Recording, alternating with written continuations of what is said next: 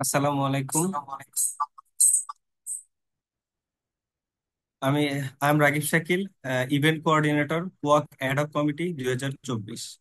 On behalf of COAC Ad hoc Committee 2024, I am delighted to welcome you all to the CV Writing Workshop, an event designed to equip you with the skills and strategies to craft a impactful CV. Tonight, we are very fortunate to have an incredible lineup of speakers and participants, and I believe this workshop will be a valuable experience for all of us.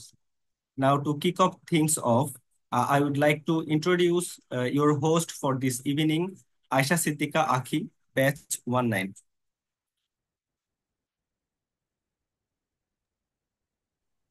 আসসালামু আলাইকুম। শুভ সন্ধ্যা। আশা করছি আপনারা সকলে ভালো আছেন এবং সুস্থ আছেন।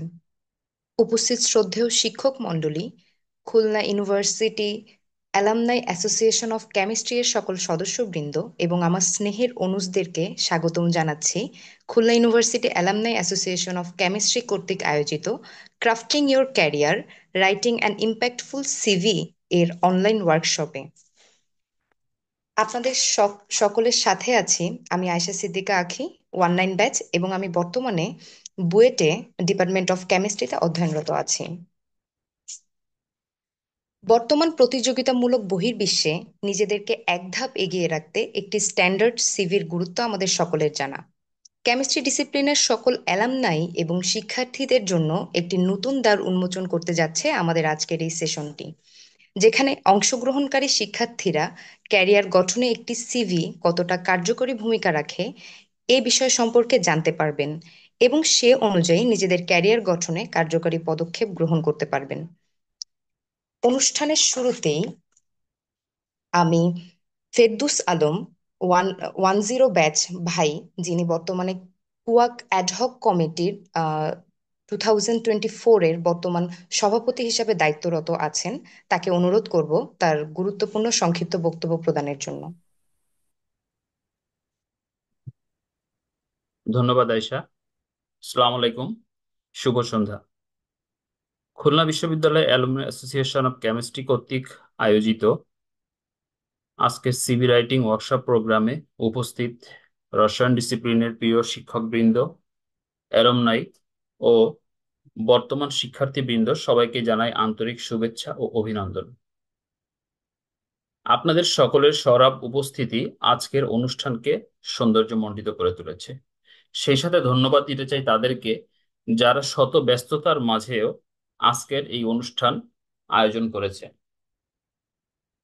আমরা সবাই জানি হোয়াট ইজ সিভি, সাথে এটাও জানি যে একটা তথ্যবহুল সিভি আমাদের পেশাগত জীবনে কতটা তাৎপর্যপূর্ণ ভূমিকা রাখে। এটি আমাদের দক্ষতা, অভিজ্ঞতা এবং ব্যক্তিত্বকে সঠিকভাবে উপস্থাপন করার একটি অন্যতম মাধ্যম। ঠিক সেই লক্ষ্য পূরণে আমরা আজকের এই সিভি রাইটিং ওয়ার্কশপটার আয়োজন করা হয়েছে। খুব সংক্ষেপে যদি আমি এটার প্রয়োজনীয়তা সম্পর্কে বলি, যে এখান থেকে আমরা আসলে কি জানবো বা কি শিখবো, সেটা হচ্ছে একটা তথ্যবহুল সিভি লেখার দক্ষতা আমরা আজকে অর্জন করব। একটা সিভিতে কোন কোন বিষয় থাকা উচিত এবং কোন কোন বিষয় থাকা উচিত না, সেই বিষয়টা আমরা জানতে পারবো। এছাড়া অনেকে আমরা সিভি লিখতে জানি, কিন্তু দেখা যায় কিছু সাধারণ ভুলের কারণে আমাদের সিভি এর গ্রহণযোগ্যতা কমে যায় চাকরিদাতার কাছে। তো সেই ভুলগুলা কি কি এবং কোন জায়গাগুলোতে আসলে এই কমন মিস্টেকটা হয়, এটা আমরা কিভাবে ইরর করতে পারি, এই ইরর থেকে কিভাবে বের হয়ে আসতে পারি, সে বিষয়ে আমরা জানবো। অবশেষে একটা আকর্ষণীয় সিভি প্রস্তুত করতে কোন কোন বিষয়ের উপরে বিশেষ নজর দেওয়া উচিত, যা আমাদের ভবিষ্যৎ কর্মজীবনে সহায়ক ভূমিকা পালন করবে, সেই বিষয়ে আমরা আজকে অবগত হব। আমার বক্তব্যের এই পর্যায়ে আমি জাস্ট ছোট্ট একটা উদাহরণ দিয়ে আজকে আমার এই স্পিচ শেষ করতে চাই। সেটা হচ্ছে যে একটা সিভি কে যদি আমরা একটা শপের সাথে তুলনা করি, একটা শপের কাস্টমার ঢুকবে কিনা এটা ডিপেন্ড করে শপের ডেকোরেশন এবং তার প্রোডাক্টের ক্যাটাগরির উপরে। ঠিক দুইটার ভিতরে কিছুটা সামঞ্জস্যতা আছে। সিভির ক্ষেত্রেও একটা সিভি কন্টেন্টের উপর ডিপেন্ড করে এমপ্লয়ার আমাকে ইন্টারভিউতে ডাকবে কিনা, এবং যে জব সার্কুলারটা ছিল সেখানে যে জেডি ছিল বা জব ডেসক্রিপশন যেটা ছিল, সেটার সাথে আমার সিভির কানেকশনটা কতটুকু, সামঞ্জস্যতা কতটুকু, এটার উপরেই ডিপেন্ড করে আসলে ইন্টারভিউতে আমাকে ডাকা হবে কিনা। সো আমি আর কথা না বাড়িয়ে, let's enjoy this program very seriously. I am requesting everyone and decorate your future career. Thank you everyone. আল্লাহ হাফিজ। Bonded forever. অসংখ্য ধন্যবাদ ভাইকে। অনুষ্ঠানের এ পর্যায়ে আমি কুয়াক অ্যাডহক কমিটি 2024 এর বর্তমান সাধারণ সম্পাদক ইয়াসিন আরাফাত তারেক ভাই, ব্যাচ 14, তাকে অনুরোধ জানাচ্ছি তার সংক্ষিপ্ত বক্তব্য প্রদানের জন্য। ধন্যবাদ আখি। আসসালামু আলাইকুম। Good evening everyone. সকলকে স্বাগত জানাই কুয়াক অ্যাডহক 2024 কমিটি কর্তৃক আয়োজিত আজকের crafting your career writing an impactful CV শীর্ষক ওয়েবিনিয়ারে। উপস্থিত শিক্ষক মণ্ডলী, প্রাণপ্রিয় অ্যালামনাই এবং ছোট ভাই বোনেরা, একাডেমিক হোক অথবা কর্পোরেট অথবা ফার্মাসিউটিক্যাল, যে কোনো সেক্টরের জন্য একটি সাজানো গোছানো সিভি একটা ডিফারেন্স মেকার হতে পারে ক্যারিয়ারের জন্য। স্পেশালি যারা হচ্ছে একাডেমিক লাইনে, কেমিস্ট্রি রিলেটেড চাকরি অথবা একাডেমিক লাইন বলতে হায়ার স্টাডিজ এবং উচ্চতর গবেষণার জন্য যারা বাহিরে আগ্রহী, আমাদের যারা কেমিস্ট্রিতে যারা গ্রাজুয়েশন করছে অথবা সদ্য গ্রাজুয়েট হয়েছে, তাদের জন্য একটি একাডেমিক সিভির গুরুত্ব অনিবার্য, অপরিহার্য। সুতরাং সকলকে আমি অভিনন্দন জানিয়ে আমার সংক্ষিপ্ত বক্তব্য শেষ করছি। আজকের ক্রাফটিং ইউর ক্যারিয়ার শীর্ষক সিভি ওয়েবিনিয়ারটি সফল এবং সাফল্যমণ্ডিত। ধন্যবাদ। অসংখ্য ধন্যবাদ জানাচ্ছি ভাইকে। আমরা যারা কেমিস্ট্রিতে বর্তমানে অধ্যয়নরত আছি বা যারা গ্র্যাজুয়েটেড, তাদের অনেকেরই আগ্রহ থাকে উচ্চশিক্ষার, কিন্তু প্রায়শ উচ্চশিক্ষার ক্ষেত্রে শিক্ষার্থীদের দুশ্চিন্তার কারণ হয়ে দাঁড়ায় academic CV and profile making. এই সকল দুশ্চিন্তার কথা মাথায় রেখে প্রতিযোগিতামূলক ক্ষেত্রে নিজেদেরকে এগিয়ে রাখার জন্য সমীর মল্লিক ভাইকে আহ্বান জানাচ্ছি তার সেশনটি কন্ডাক্ট করার জন্য। উল্লেখ্য, আমাদের আজকের স্পিকার সমীর মল্লিক ভাই বর্তমানে টেনেসি স্টেট ইউনিভার্সিটি, ইউএসএতে research assistant in department of কেমিস্ট্রিতে পিএইচডি প্রোগ্রামে অধ্যয়নরত আছেন।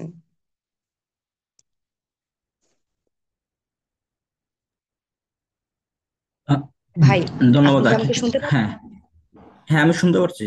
সবাই শুনতে পারছে আমাকে? জি জি ভাই। All clear. Okay okay. ধন্যবাদ Akhi. Khulna university alumni association of chemistry department এমন একটা প্রোগ্রাম আয়োজন করার জন্য অনেক অনেক ধন্যবাদ সবাইকে। আর এমন প্রোগ্রামে আমি কথা বলতে পেরে আসলে নিজেকে অনেক ভাগ্যবান মনে করতেছি। আমার পরিচয় এখানে যেটা দেওয়া হয়েছে, ফ্লায়ার, ফ্লায়ারে যেটা উল্লেখ করা হয়েছে স্পিকার, অর্থাৎ এখান থেকে আমি কন্টিনিউ করব। আর এই প্রোগ্রামটা এখান থেকেই শেষ পর্যন্ত আমার কন্টিনিউ করতে হবে। সো এখান থেকে আমি একটা জিনিস প্রথমেই আর কি ক্লিয়ার করতে চাচ্ছি। ওখানে উল্লেখ করা আছে যে আমি trainer, but don't think like that. আমি আপনাদেরই মতো একজন কেউ। এখানে যারা আছে দেখা যাচ্ছে, আমাদের স্যার আছে, আমার বড় ভাই আছে, আমার জুনিয়র আছে, আমার বন্ধুরা আছে। সো আমি সবার ভিতরেই একজন। সো ট্রেইনার বলে আসলে নিজেকে বা অতটা উপরে বা নিজে ভাবতেছি না, বা ওইভাবে এক্সপেক্ট করতেছি না কিছু। বাট আমি মনে করি যে আমার যে এক্সপিরিয়েন্স আছে সেটা শেয়ার করার, ওটা নিয়ে ডিসকাশন করার, আর কিভাবে একটা সিভি সুন্দর করে দাঁড় করানো যায় সেটা নিয়ে আর কি আমরা সামনের প্রোগ্রামটা এগোবো। এখন আমি যদি প্রথম থেকে শুরু করি, আমি প্রথমে বলে রাখি যে জাস্ট একটা সিভি কিভাবে লিখতে হবে, একটা সিভি কিভাবে দাঁড় করাতে হবে, এটা নিয়ে একটা ডিসকাশন হবে। অর্থাৎ আমি ওয়ান টু ওয়ান কমিউনিকেশনের ভিতরে যেতেও প্রস্তুত। আর এখান থেকে আমাদের নতুন যে সিভি ফরম্যাটটা আসবে, এটা আমি অবশ্য এডিট করতেও প্রস্তুত পরবর্তীতে। সো যখন লাইভ রিভিউ হবে তখন থেকে যদি কেউ শেয়ার করতে চায়, অবশ্যই আমি তার সিভি এখান থেকে দেখে দিতে পারবো, অথবা আমি নিজের একটা নতুন সিভি তোমাদের দেখিয়ে আহ দেখাবো যে কোথায় কোন সমস্যাটা আছে, কোথায় আমরা এটা আরো ইমপ্রুভ করতে পারি। সো প্রথমেই আমি আহ, এখানে আমার নিজের পরিচয় হিসেবে বলতে চাই। আমার পুরো নাম হচ্ছে সমীর মল্লিক। আমি খুলনা ইউনিভার্সিটি থেকে বিএসসি এবং এমএসসি ইন কেমিস্ট্রি কমপ্লিট করছি। তারপর 2022 সালে আমি ইউএসএ তে শিফট করি। এখানে আমি টেনেসি স্টেট ইউনিভার্সিটিতে রিসার্চ অ্যাসিস্ট্যান্ট হিসেবে আছি।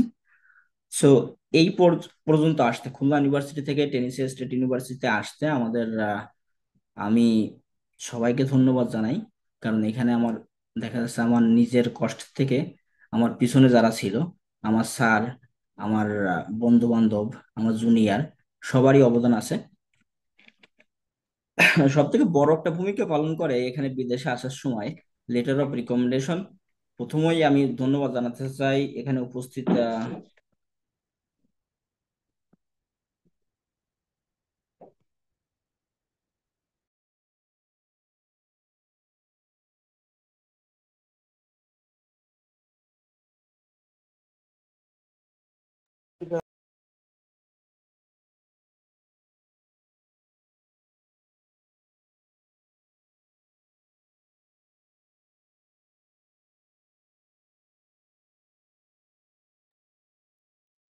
সমীর দা, সমীর দা তুমি আনমিউট আনমিউট করে নিও, মিউট হয়ে গেছো।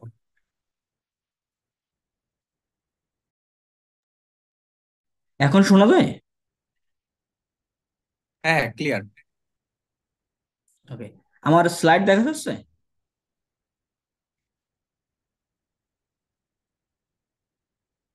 ওকে ওকে, ওয়াই।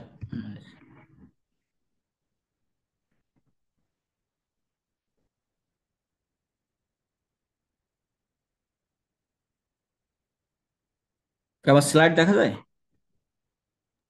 জি ভাই, আমরা দেখতে পাচ্ছি।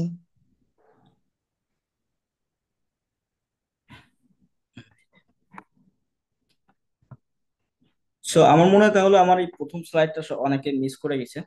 সো এখান থেকে দেখা যাচ্ছে আহ, আমি প্রথম স্লাইডে যেটা দেখাইছি সুন্দর একটা কম্বিনেশন আমি আশা করি।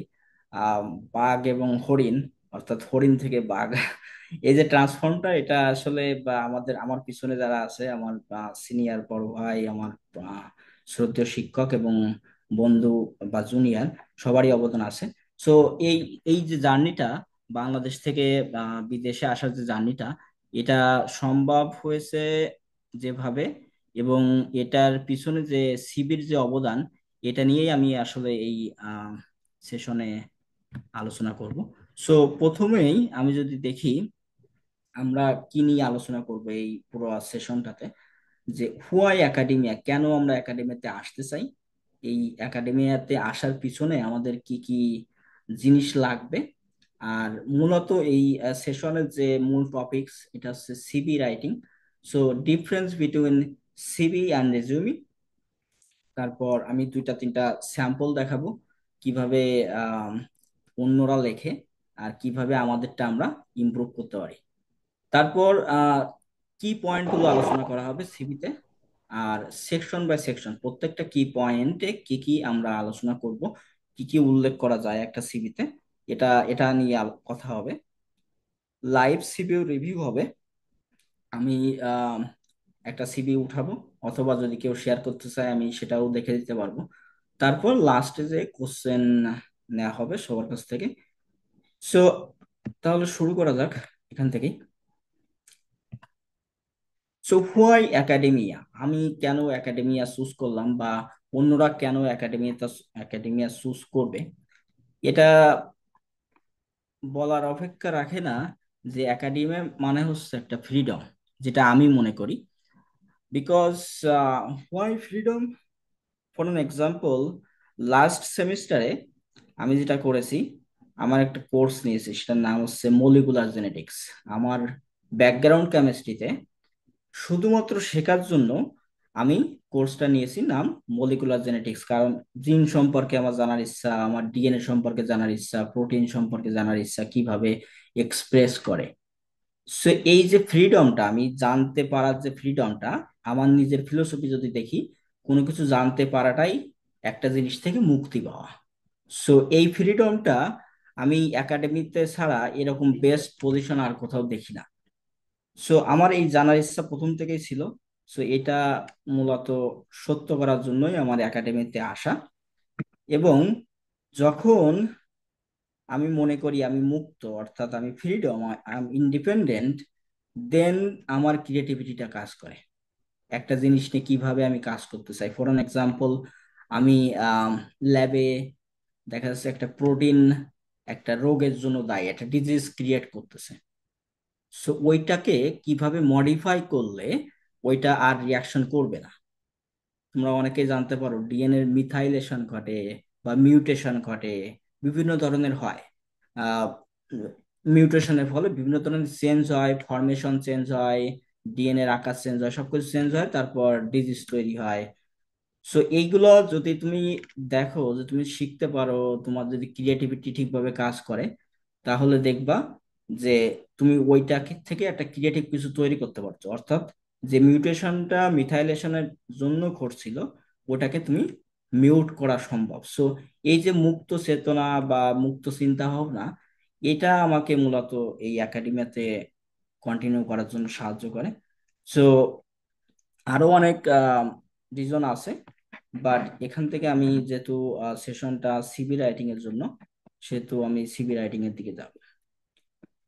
এখন সিভি রাইটিং বা একাডেমিয়াতে আসার আগে কি কি জিনিসগুলো লাগে আমার, সেটা আমরা একটু দেখবো। সো স্টেটমেন্ট অফ পারপাস, যদি তুমি হায়ার হায়ার এডুকেশনের জন্য বাইরে আসতে চাও, মূলত দুইটা তিনটা জিনিস লাগে। তার প্রথমটা হচ্ছে স্টেটমেন্ট অফ পারপাস। তোমার লাগবে লেটার অফ রিকমেন্ডেশন, যেটা আমি প্রথমেই বলছি, জামিল স্যার ভূমিকা, সে কত সুন্দর করে আমার দেখা যাচ্ছে একদিনের ভিতরে এই লেটার অফ রিকমেন্ডেশন দিয়ে দিত। তারপর লাগে সিবি। তো CV is the most important point. কেন আমি সেটা আলোচনা করব এখানে। সো আমি যদি একটা সিম্বল দিয়ে তোমাকে সবাইকে বোঝাইতে চাই। সো আমি ক্যাপটাকে ধরলাম সিবি, অর্থাৎ তুমি যে যে আহ, তুমি যে যে জিনিসগুলো পারো, তোমার যে যে জিনিসগুলো নিয়ে এক্সপিরিয়েন্স আছে, এইটা তুমি একটা মোটামুটি লিখলে, লেখার ফলে এটাকে নাম দিলে তুমি সিবি। এখন এই সিবি সম্পর্কে তুমি আরো ডিটেলসে লিখতে চাও। ডিটেলসে লিখতে চাও বলতে, যে তুমি কেন সায়েন্সের প্রতি অ্যাট্রাক্টেড, তুমি কেন ওই ইউনিভার্সিটিতে যেতে চাও, তোমার রিসার্চ এক্সপিরিয়েন্স কি কি আছে।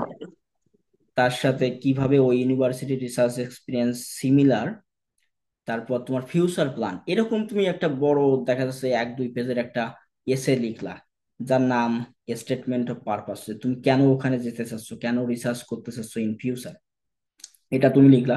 সো প্রথমে সিভি লিখলা, তারপরে স্টেটমেন্ট অফ পারপাস। ওই সিভিটাকেই ডিটেলস করে লিখতে হয়। যে সিভিতে তুমি যে কাজগুলো দেখাইছো, ফর অ্যান এক্সাম্পল আমাদের এক্সপিরিয়েন্স থাকে এইচপিএলসি তে। সো এইচপিএলসি তে তোমার যে এক্সপিরিয়েন্স আছে এটা সিভিতে লিখছো। এখন সিভিতে লেখার পরে স্টেটমেন্ট অফ পারপাসে তুমি লিখছো যে তুমি কিভাবে ওই এইচপিএলসিটা ইউজ করছিলা, কোন প্রজেক্টে ইউজ করছিলা। সো এইটার নাম দিলা, এরকম একটা ডিটেলস এস এর নাম দিলা স্টেটমেন্ট অফ পারপাস। সো এটাকে সত্যায়িত করে দেয়, অর্থাৎ তোমার সিভিতে তুমি যেটা লিখছো, তোমার স্টেটমেন্ট অফ পারপাসে তুমি যেটা লিখছো, এটা আসলে সত্য কিনা এটা সত্যই তো করে। আমাদেরই দেখা যাচ্ছে ডিপার্টমেন্টে তোমার সাথে খুব রিলেটেড, রিসার্চ কাজের সাথে রিলেটেড, তোমার ক্লাসরুমে তোমার ক্লাস টিচার যারা তোমাকে খুব পার্সোনালি চিনে, এরা সত্যায়িত করে দেয়। অর্থাৎ ওরা বলে দেয়, তার মানে স্যারেরা বলে যে সিভিতে যেগুলো লিখছে বা স্টেটমেন্ট অফ পারপাসে যেগুলো লিখছে এগুলো আসলে আহ সত্য, এবং আমি তাকে পার্সোনালি চিনি, তার রিসার্চ এক্সপিরিয়েন্স সম্পর্কে আমার আইডিয়া আছে, ক্লাসরুমে সে অনেক ভালো ছিল। তো এটা থাকে আছে লেটার অফ রিকমেন্ডেশনে। বাট প্রথমে যেটা হিট করে সেটা হচ্ছে সিভি। সিভি দেখে যদি ভালো না লাগে তাহলে দেখা যাচ্ছে তোমার অ্যাপ্লিকেশন এগোলোই না। So first important point is CV. এখন এই সিভিটা যে অনেকে মনে করে যে সিভি আর resume both are same, but they are not same. So কি কি ডিফারেন্স গুলো থাকে এটা নিয়ে আমরা এখানে কথা বলবো। সিবি যে যে জিনিসটা আমরা দেখতে পারি সিবিতে আর রিজুমিতে কি কি থাকে। মূলত সিবিটা হয় আছে একাডেমিয়াতে, অর্থাৎ ফুল একাডেমিক হিস্ট্রি হিস্ট্রি তোমার ওখানে লিখতে হবে। আর রেজুমিটা ফর, আমি যেভাবে ফিল করি, রেজুমিটা is kind of show off. তুমি 1-2 পেজে তোমার যে মোস্ট ইম্পর্টেন্ট পয়েন্ট গুলো সাউন্ড আছে অনেক কম এটা লিখ। আসে। সরি। সাউন্ড অনেক কম আসে, শোনা যায় না। ওকে ওকে, হোয়াট অ্যাবাউট নাও? এখন ঠিক আছে? ভাই আমরা আপনাকে শুনতে পাচ্ছি। জি ভাই, ঠিক আছে ভাই। ওকে, সো এখান থেকে তাহলে কন্টিনিউ করি নাকি? জি ভাই। ওকে।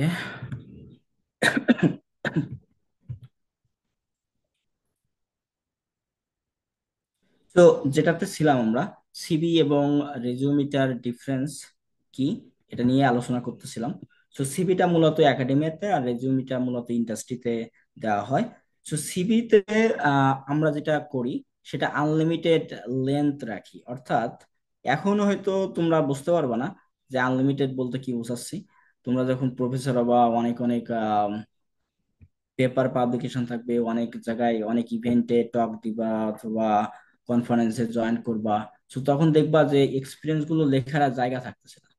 সো দেখা যাচ্ছে এই জন্য সিভিতে আমাদের যারা স্টুডেন্ট আছে এদের ম্যাক্সিমাম 2 থেকে 3 পেজ হয়, বাট যারা প্রফেসর আছে তাদের দেখা যাচ্ছে 4-5 পেজ বড় বড় সিভি হয়ে যায়। সো এই জন্য সিভিতে যেটা করা হয় সেটা হচ্ছে আনলিমিটেড লেন্থ, অর্থাৎ তুমি 2 পেজ, 3 পেজ, 4 পেজ যত সময় তোমার রিলেটেড কাজ তুমি ওখানে শো করতে চাও তুমি লিখতে পারো। রেজুমিতে এটা হয় 1 থেকে 2 পেজ, বাট আমি প্রিফার করি এক এক পেজ, 1 পেজ ইজ এনাফ। আর এখানে সিবিতে যেটা হয় সেটা হচ্ছে একাডেমিক হিস্টোরি, তোমার যে হিস্টোরি আছে, but not more than 7 years. I recommend not more than 7 years. তোমার যে এক্সপিরিয়েন্স গুলো আছে এটা শেয়ার করতে হবে সিবিতে।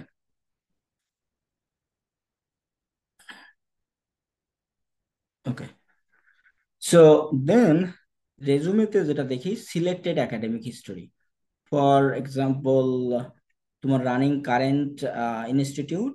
আর দেখা যাচ্ছে অনেকে আন্ডারগ্রাড আর গ্রাড দুইটাই অ্যাড করে। সো আন্ডারগ্রাড বলতে আমি যেটা বুঝাচ্ছি যেটা এখন করতেছো, ব্যাচেলর অফ সায়েন্স, আর গ্রাড বলতে মাস্টার্স। সো এই দুইটা কারেন্ট ইনস্টিটিউট, একাডেমিক হিস্টোরি এখানে অ্যাড করা হয় রেজুমিতে।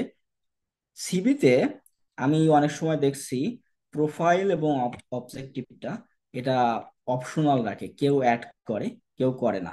বাট রেজুমেতে এটা মোটামুটি বাধ্যতামূলক যে তুমি কেন ওই কোম্পানিতে বা কেন ওই পজিশনে অ্যাপ্লাই করতেছো এটার একটা প্রোফাইল বা অবজেক্টিভ তোমাকে লিখতে হয়। আমার কথা শোনা যায় সবাই? জি ভাই, শোনা যাচ্ছে ভাই। ওকে ওকে। তো সিভিতে অনেক সময় দেখা যাচ্ছে তুমি একটা নির্দিষ্ট পজিশনে অ্যাপ্লাই করবা, tailored to type of position. So তুমি একটা নির্দিষ্ট পজিশনে তুমি অ্যাপ্লাই করবা। সো ওই রিলেটেড কাজগুলো লেখাটাই সব থেকে রিকমেন্ডেড। আদারওয়াইজ লাইক তোমার পুরা হিস্টোরি তুমি অবশ্যই লিখতে পারো, বাট নট নেসেসারি অলওয়েজ। রেজুমিতে টেইলার্ড করা হয় খুব খুব ভাবে। কারণ তুমি যে দেখা যাচ্ছে ফর এন এক্সাম্পল তুমি কোম্পানিতে অ্যাপ্লাই করবা, তো অ্যাপ্লাই করার সময় তোমার কোম্পানি চাচ্ছে এনএমআর এর এক্সপিরিয়েন্স, এইচপিএলসি এর এক্সপিরিয়েন্স। বাট তুমি ওখানে কোথাও এনএমআর বা এইচপিএলসি এর কথা বললে না, তুমি বললে দেখা যাচ্ছে তুমি এফটিআইআর ইউজ করো, তুমি এলসিএমএস ইউজ করো, যেটা আমার আসলে কোম্পানিতে কোনো জায়গায় লাগবে না, আমার নিজের গ্রুপে লাগবে না। So why I should hire. So এখানে টেইলার্ড করা হয় খুব মানে নেসেসারিটা, যে তোমার কোন পজিশনে তুমি অ্যাপ্লাই করতে চাচ্ছ এবং কি কি বিষয়গুলো তোমার ওখানে তোমার রেজুমিতে কথা বলতে হবে। বাট সিভিতে মোটামুটি একটা আইডিয়া তোমাকে দিতে হবে, সবকিছু নিয়ে আলোচনা করতে হবে। তারপর standard section, headings and content. So কি কি বিষয়ে সিভিতে রাখা হবে, এটা মূলত একটা নির্দিষ্ট পয়েন্ট আছে, সেগুলো আমরা ভবিষ্যতে আলোচনা করব। বাট রেজুমিতে তোমার দেখা যাচ্ছে বিশেষ কিছু পয়েন্ট থাকে, for same like CV, but অল্প পয়েন্ট থাকে। যেরকম দেখা যাচ্ছে পাবলিকেশন রাখলে তুমি কোথাও ইন্টার্নশিপ করছো, তুমি কোম্পানিতে কাজ করছো, অন্য কোনো কোম্পানিতে কাজ করছো কিনা, এরকম কয়েকটা পয়েন্ট দিয়েই মোটামুটি শেষ করে দেয় সিভিতে। আমি যেটা রিকমেন্ড করি সেটা হচ্ছে যে ফ্যাক্ট গুলো লিখতে হয়। ফ্যাক্ট গুলা বলতে আমি যেটা বুঝাচ্ছি যে আমরা এখন কেমিস্ট্রি ডিপার্টমেন্টে অধ্যয়নরত, তো দেখবা সরি যে তুমি বা ফুটবল খেলো বা ভলিবল খেলো, তো এটা আসলে unnecessary things to add CV. But তুমি যদি দেখা যাচ্ছে কেমিস্ট্রি প্রোগ্রামে হায়ার এডুকেশনের জন্য অ্যাডমিশন নিতে চাচ্ছ, তুমি অ্যাড করলে ওখানে সায়েন্স অলিম্পিয়াডে তুমি পার্টিসিপেট করো, তুমি কেমিস্ট্রি অলিম্পিয়াডে পার্টিসিপেট করো। সো এইগুলো ফ্যাক্ট। ফ্যাক্ট বলতে যে আমার কেমিস্ট্রির সাথে রিলেটেড, সো এইগুলো অ্যাড করা যেতে পারে। আর রেজুমিতে এইরকম extra curricular activity important, but আমার যদি তুমি যে পজিশনে অ্যাপ্লাই করতেছো এই পজিশনের সাথে যদি রিলেটেড না হয় তাহলে নট নেসেসারি। সো এটা থেকে আমি মোটামুটি একটা জেনারেল আইডিয়া দেওয়ার চেষ্টা করলাম সিভি এবং রেজুমের ভিতরে পার্থক্য। মূলত পার্থক্য আছে তুমি তোমার একাডেমিক পুরা হিস্টোরি তুমি লিখবা সিভিতে, আর রেজুমিতে একেবারে বুলেট পয়েন্ট করে তোমার পাবলিকেশন অথবা এক্সপিরিয়েন্স গুলো লিখতে হয়। এটা মূলত শর্টকাটে এই স্লাইডের ডিটেল ছিল।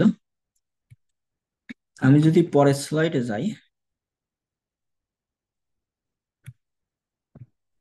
one minute. What is that?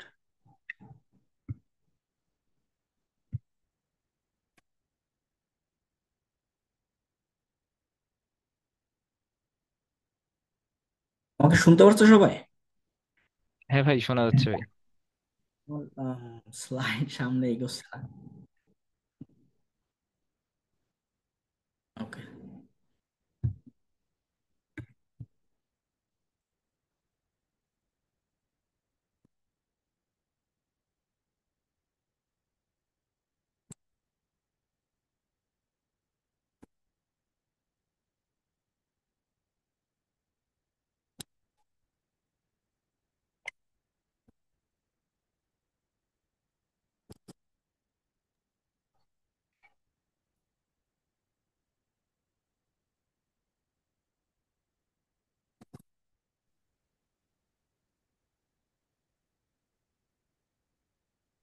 Okay. Sorry for the inconvenience. আমি জানি না, আমি বুঝতে পারছি না, আমার এই ল্যাপটপ সাডেনলি হ্যাং করছিল। সো যাই হোক আর কি, যে কথাটাই আমরা ছিলাম যে সিভি এবং রেজুমিটার ভিতর পার্থক্য। মূলত আমি যেটা দেখাইছি যে সিভিতে মূলত তোমার একাডেমিক হিস্টোরি থাকে, রেজুমিতে তুমি শর্টকাট করে তোমার যে এক্সপিরিয়েন্স গুলো আলোচনা করতে হয়। So sample of writing CV, আমরা সিভি নিয়ে যদি আরো ডিটেলসে দেখি, তাহলে এখানে আমি দুইটা সিভি দেখাইছি। সো সিভিতে হাজারো ফরম্যাট, তুমি অনলাইনে সার্চ করলে হাজারো ফরম্যাট পাবা। এখন এটা ডিপেন্ড করে তোমার সিভিটা কতটা সিম্পল, আমার কাছে যেটা মনে হয় কতটা সিম্পল এবং ইউনিক। এখান থেকে দেখা যাচ্ছে বাম পাশে যে মেয়েটা সিভি আমি দেখাচ্ছি, সেটাতে মূলত আমার কাছে মনে হয়েছে যে সিম্পল। এখানে মূলত বুলেট পয়েন্ট করে মোটা সবগুলো দেওয়া হয়েছে, তো এটা সিম্পল মনে হচ্ছে। বাট ডান পাশে যে ছেলেটা সিভি দেখানো হচ্ছে, এখানে আমার কাছে তো মানে আইডেন্টিফাই করাটাই অনেক টাফ হয়ে যাচ্ছে। সো আমি দুইটা জিনিসই দেখাচ্ছি, আর এটা ডিপেন্ড করবে তোমার সিভিটা কতটা সুন্দর হবে, এটা তোমার আইসাইট, তুমি কেমন চুজ করতে পছন্দ করো, কোন ফরম্যাটে যাবা, কোন কোন ফরম্যাটে লিখতে তোমার আছে। এটা প্রথম কথা, তুমি প্রথম যখন শুরু করবা তখন এক ধরনের তোমার জিনিসটা ভাল লাগবে, দেখা যাচ্ছে 1 মাস পরে অন্য ধরনের ভাল লাগবে। সো রেগুলার বেসিসে তোমার সিভি তুমি ইমপ্রুভ করতে থাকবা। কখনোই this is like last time I am two edit my CV, because তোমার প্রত্যেক 1 মাস 2 মাস 3 মাস অন্তর অন্তর এক্সপি বাড়তে থাকবে। তোমার দেখা যাচ্ছে কোনো একটা জিনিস তোমার ভালো লাগতেছে না, তুমি সিভিতে অ্যাড করছো, ওটা পরিবর্তন করতে থাকবা। সো এইটা এটা হতে থাকবে।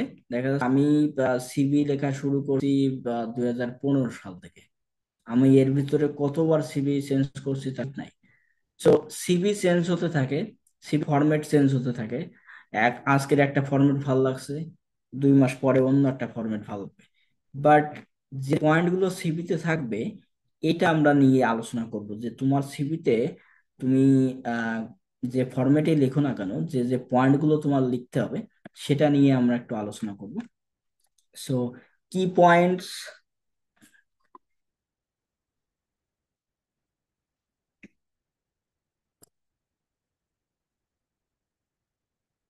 আমি বুঝতে পারতেছি না আমার ল্যাপটপে কেন এত ডিস্টার্ব করতেছে। তো যাই হোক, আমরা যেখানে ছিলাম, কি পয়েন্ট যেগুলো থাকে, প্রথম হেডারে থাকে তোমার নাম, অ্যাড্রেস এবং ওয়েবসাইট।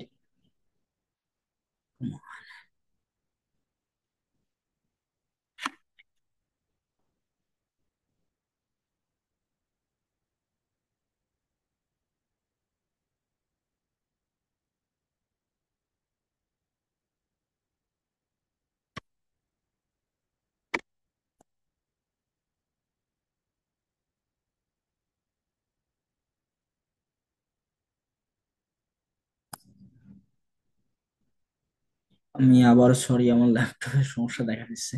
বাট যাই হোক আর কি, আমরা যেখানে ছিলাম, আমাদের সিভিতে কোন কোন পয়েন্ট গুলা লাগে বা কোন কোন পয়েন্ট গুলা থাকা উচিত। সো হেডারে যেটা থাকে সেটা হচ্ছে নাম, অ্যাড্রেস এবং ওয়েবসাইট। আম, আমি যেটা দেখি অনেক সিভিতে প্রথমে 2 নম্বর পয়েন্ট অর্থাৎ হেডারের পরে অনেকে একাডেমিয়া লেখে, আবার অনেকে এক্সপিরিয়েন্স লেখে। বাট আমি প্রিফার করি এক্সপিরিয়েন্স, কারণ তুমি যখন পিএইচডি তে বা হায়ার এডুকেশনে আসতে চাইবা, তখন তুমি যদি আমার কাছে সিভি দাও যে এই সিভিটা কেমন, সো প্রথমে বা তোমার যদি রিক্রুট করতে বলো আমাকে, তাহলে আমি প্রথমে যেটা দেখবো যে তোমার কি কি এক্সপিরিয়েন্স আছে। I don't care about your academia. So প্রথমে আমি যেটা দেখতে চাবো সেটা হচ্ছে এক্সপিরিয়েন্স, তুমি কোন কোন বিষয়ের উপর কাজ করো, এটা আমার সাথে যায় কিনা, আমার ইউনিভার্সিটির সাথে যায় কিনা, এই এক্সপিরিয়েন্সটা দরকার। সো এই জন্য আমি এটা থেকে দ্বিতীয় পয়েন্টে রাখছি। তারপর তুমি এই একাডেমিয়াতে বা এক্সপিরিয়েন্সে থাকাকালীন কোনো পাবলিকেশন করছো কিনা, প্রজেক্ট রান করছো কিনা, এটা আমার খুব দরকার। তারপরে রাখছি তুমি এই যে কাজগুলো করছো এটার কোনো পোস্টার প্রেজেন্টেশন করছো কিনা, প্রফেশনাল অ্যাফিলিয়েশন আছে কিনা তোমার। এরপরে এক্সট্রা কারিকুলার অ্যাক্টিভিটি অ্যাড করা যেতে পারে। এবং 7 নম্বর পয়েন্টে, লাস্টের আগে যে পয়েন্ট, এটাতে একাডেমিতে আমি অ্যাড করি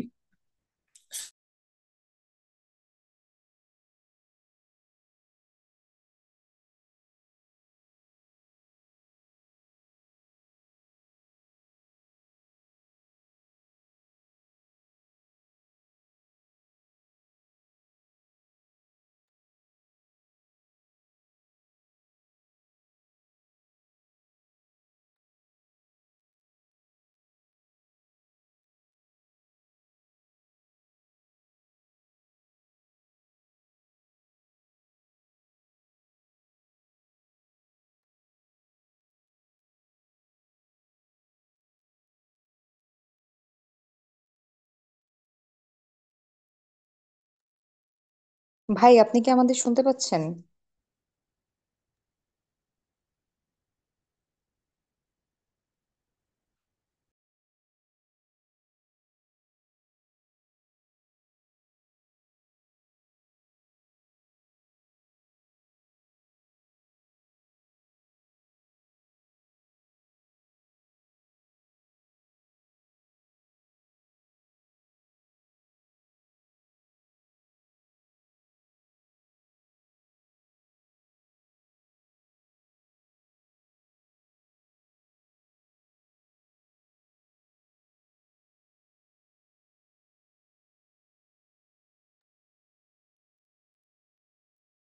আচ্ছা, আমাদের যিনি আমাদের সেশন রান করাচ্ছেন, সমীর ভাই, ভাইয়ের পিসিতে ল্যাপটপে একটু প্রবলেম হয়েছে। আপনারা সকলে ধৈর্য সহিত অপেক্ষা করুন, ভাই কিছুক্ষণের মধ্যেই আমাদের সাথে জয়েন করবেন।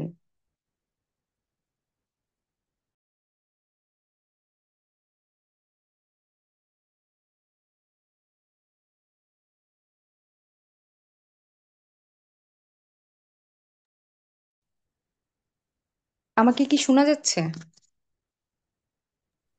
হ্যাঁ, শোনা যাচ্ছে। আচ্ছা ভাই, আস্তে আস্তে আমরা একটু, যেহেতু এটা আমাদের ইন্টারেক্টিভ সেশন, আমরা একটু আমাদের যারা অডিয়েন্স আছেন তাদের সাথে একটু কথাবার্তা বলি। হ্যাঁ, বলা যায়। আচ্ছা ভাই, আমাদেরকে হচ্ছে একটু আগে একটা টার্ম বুঝিয়েছেন যে সিভি আর রিজিউমি, এই দুইটার মধ্যে ডিফারেন্স। আপনাদের মধ্যে কেউ কি একটা পয়েন্ট বলতে পারবেন যে ভাই যেটা মেনশন করেছিল, যে দুইটার মধ্যে ডিফারেন্স কি? এনিওয়ান?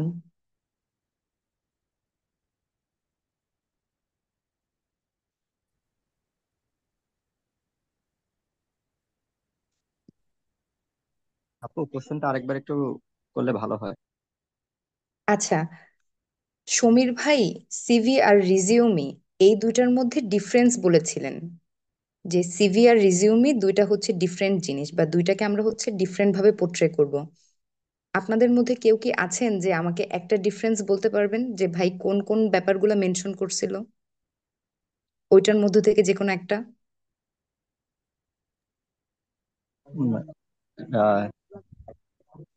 সিভিতে ইন ডিটেইলস সবকিছু লেখা থাকে, যেখানে হচ্ছে একাডেমিক পারপাস বা এক্সট্রা কারিকুলার অ্যাক্টিভিটিস সবকিছুই অ্যাড করা হয়। আর রিজিউমেতে সাধারণত বোল্ড বা বুলেট করে শুধুমাত্র যে যে জিনিসগুলা এক্সপিরিয়েন্স হয়েছে এই টাইপের জিনিসগুলাই অ্যাড করা হয়। এবং আচ্ছা, এটা হচ্ছে অনেকটা সিম্পল করে দেখানো হয়। সিভিটা একটু ব্রড আর রিজুমিটা একটু সিম্পলি, যাতে আমি কি পয়েন্ট গুলো অ্যাড করতে পারি এবং খুঁজে পেতে পারি এরকমের। ওকে, থ্যাংক ইউ নোমান। আর কেউ?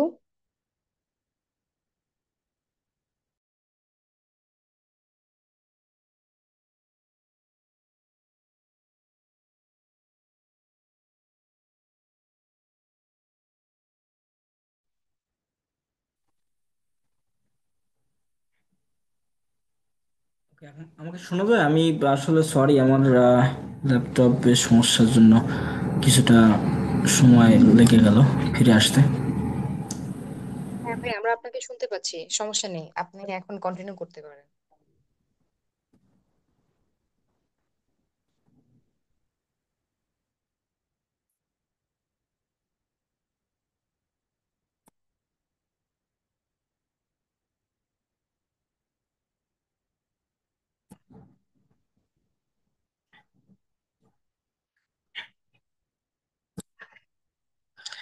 ওকে, আমরা যে পজিশনটায় ছিলাম সেটা হচ্ছিল যে পয়েন্ট গুলো থাকে। তো এটা নিয়েই আমরা কথা বলছিলাম যে আমি যেটা প্রিফার করি, বা কিভাবে একটা রিক্রুটমেন্ট হয়, কিভাবে একটা সিভি লিখতে হয়, কোন কোন পয়েন্ট গুলো তোমার প্রথম থেকে সাজানো উচিত। যে আমি যেরকম বলছিলাম যে এক্সপিরিয়েন্স, যে তোমার এক্সপিরিয়েন্স দেখেই আমি পরবর্তীতে আগাবো যে তোমার সিভিটা আমি দেখবো কি দেখবো না। তোমার কোনো এই এক্সপিরিয়েন্স সম্পর্কে যদি কোনো পাবলিকেশন থাকে, এটা নিয়ে আমরা কথা বলি, বা এটা তোমার আছে কিনা এটা দেখতে চাই। তারপর পোস্টার তুমি কোথাও অ্যাটেন্ড করছো কিনা, বা এমএসসি ডিফেন্স এটাও অ্যাড করা যায় এখানে। সো এটা নিয়েই আমরা কথা বলবো। সো এখান থেকে আমি পরবর্তী স্লাইডে যাব।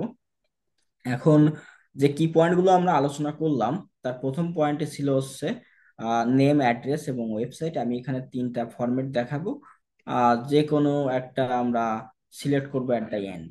ওকে, সো ফার্স্ট এই সিভিটা বা এই যে হেডারটা, এটা হচ্ছে আমার কো অ্যাডভাইজারের। সো এখানে দেখা যাচ্ছে উনি যেভাবে লিখছে, প্রথমে তার নাম লিখছে, ডিপার্টমেন্ট লিখছে, তারপর ইউনিভার্সিটি, তারপর দুইটা জিমেইল, একটা পার্সোনাল, একটা হচ্ছে ইনস্টিটিউটের জিমেইল দিছে, ফোন নাম্বার দিছে। সো কয়েকটা পয়েন্ট এখানে দেখা যাচ্ছে যে তার নাম, ডেজিগনেশন, ইনস্টিটিউট নেম, তারপর তার ইমেইল এবং কন্টাক্ট নাম্বার। সো এই বেসিক যে পয়েন্টগুলো, এটা তোমার হেডারে রাখা উচিত। এখন এইটাকে এক একজন এক এক ভাবে লেখে। সো যদি আমি আর একটা সিভি দেখি, এটা তাপস মল্লিক, এটা আমার ফ্রেন্ডের সিভি, এ এখন নিউ ইয়র্কে থাকে। সো এ একই ইনফরমেশন গুলো অ্যাড করছে, বাট এখানে একটা জিনিস এক্সট্রা অ্যাড করছে, সেটা হচ্ছে তার যে রিসার্চ এরিয়াটা রিমোট সেন্সিং এবং আর্থ অবজারভেশন এনথুজিয়াস্টিক। সে আমাদের ইউআরপির 1-3 ব্যাচ ছিল, খুলনা ইউনিভার্সিটি, এখন নিউ ইয়র্কে আছে। সো এখান থেকে আমি যেভাবে লিখি সেটা যদি দেখি, হেডারটা আমি আমার ফরম্যাটটা এভাবে দাঁড় করাই। হেডারের প্রথমে বাম সাইডে রাখি নাম, নিচে আমার লিঙ্কডইন আইডি, হাইপার লিঙ্ক করি, বা গুগল স্কলার যদি তোমার যদি কোনো পাবলিকেশন থাকে, সো সেটা এখানে তুমি হাইলাইট করে রাখতে পারো। সো দেখা যাচ্ছে রিক্রুটার যে থাকবে সে সহজে অ্যাক্সেস করতে পারবে। ডান সাইডে তোমার ইমেল অ্যাড্রেস, কোথায় থাকো বা ফোন নাম্বার, এটা রাখতে পারো। সো এটা ডিপেন্ড করে যে তুমি তুমি কোন ফরম্যাটে রাখতে চাচ্ছ, বাট বেসিক্যালি তোমার ইনফরমেশন সব করতে হবে। এরপর আমরা দ্বিতীয় পয়েন্টে যদি আসি, এক্সপিরিয়েন্সের ক্ষেত্রে। সো আমরা মূলত এখানে কি কি পয়েন্টগুলো একটা সিভিতে থাকে সেটাই আলোচনা করছি, যদি কেউ মিস করে থাকো। সো আবারও বলতেছি যে একটা সিভিতে কি কি পয়েন্টগুলো থাকে ওটারই ডিটেলস আলোচনা করা হচ্ছে। তো প্রথম পয়েন্টে বা হেডারে যেটা অ্যাড করতে হয় সেটা হচ্ছে তোমার নাম, অ্যাড্রেস। দ্বিতীয় পয়েন্টে আসে এক্সপিরিয়েন্স, যেটা আমি রিকমেন্ড করি। আমার এক্সপিরিয়েন্স দেখতেই ভালো লাগে প্রথমে সিভিতে। সো আমি সিভিতে প্রথমে এক্সপিরিয়েন্স রাখি। এখন এক্সপিরিয়েন্সের ভিতরে যে যে গুলো অ্যাড করা থাকে, আহ, প্রথমে দেখা যাচ্ছে তুমি যে ইনস্টিটিউটের সাথে জড়িত বা অর্গানাইজেশনের সাথে জড়িত সেটার নাম লিখতে পারো। সো আমরা বেসিক্যালি এখানে যারা উপস্থিত আছে আমি মনে করি সবাই কেমিস্ট্রি ডিপার্টমেন্টের। সো প্রথমে ইউনিভার্সিটির নাম খুলনা ইউনিভার্সিটিতে শুরু করতে পারো। রিসার্চ এক্সপিরিয়েন্স, তোমার যে রিসার্চ অ্যাডভাইজার আছে তার নাম লিখবা। তারপর তুমি যে প্রজেক্টের সাথে জড়িত সেটা নিয়ে একটু আলোচনা করবা, শর্ট, একেবারে শর্ট করে।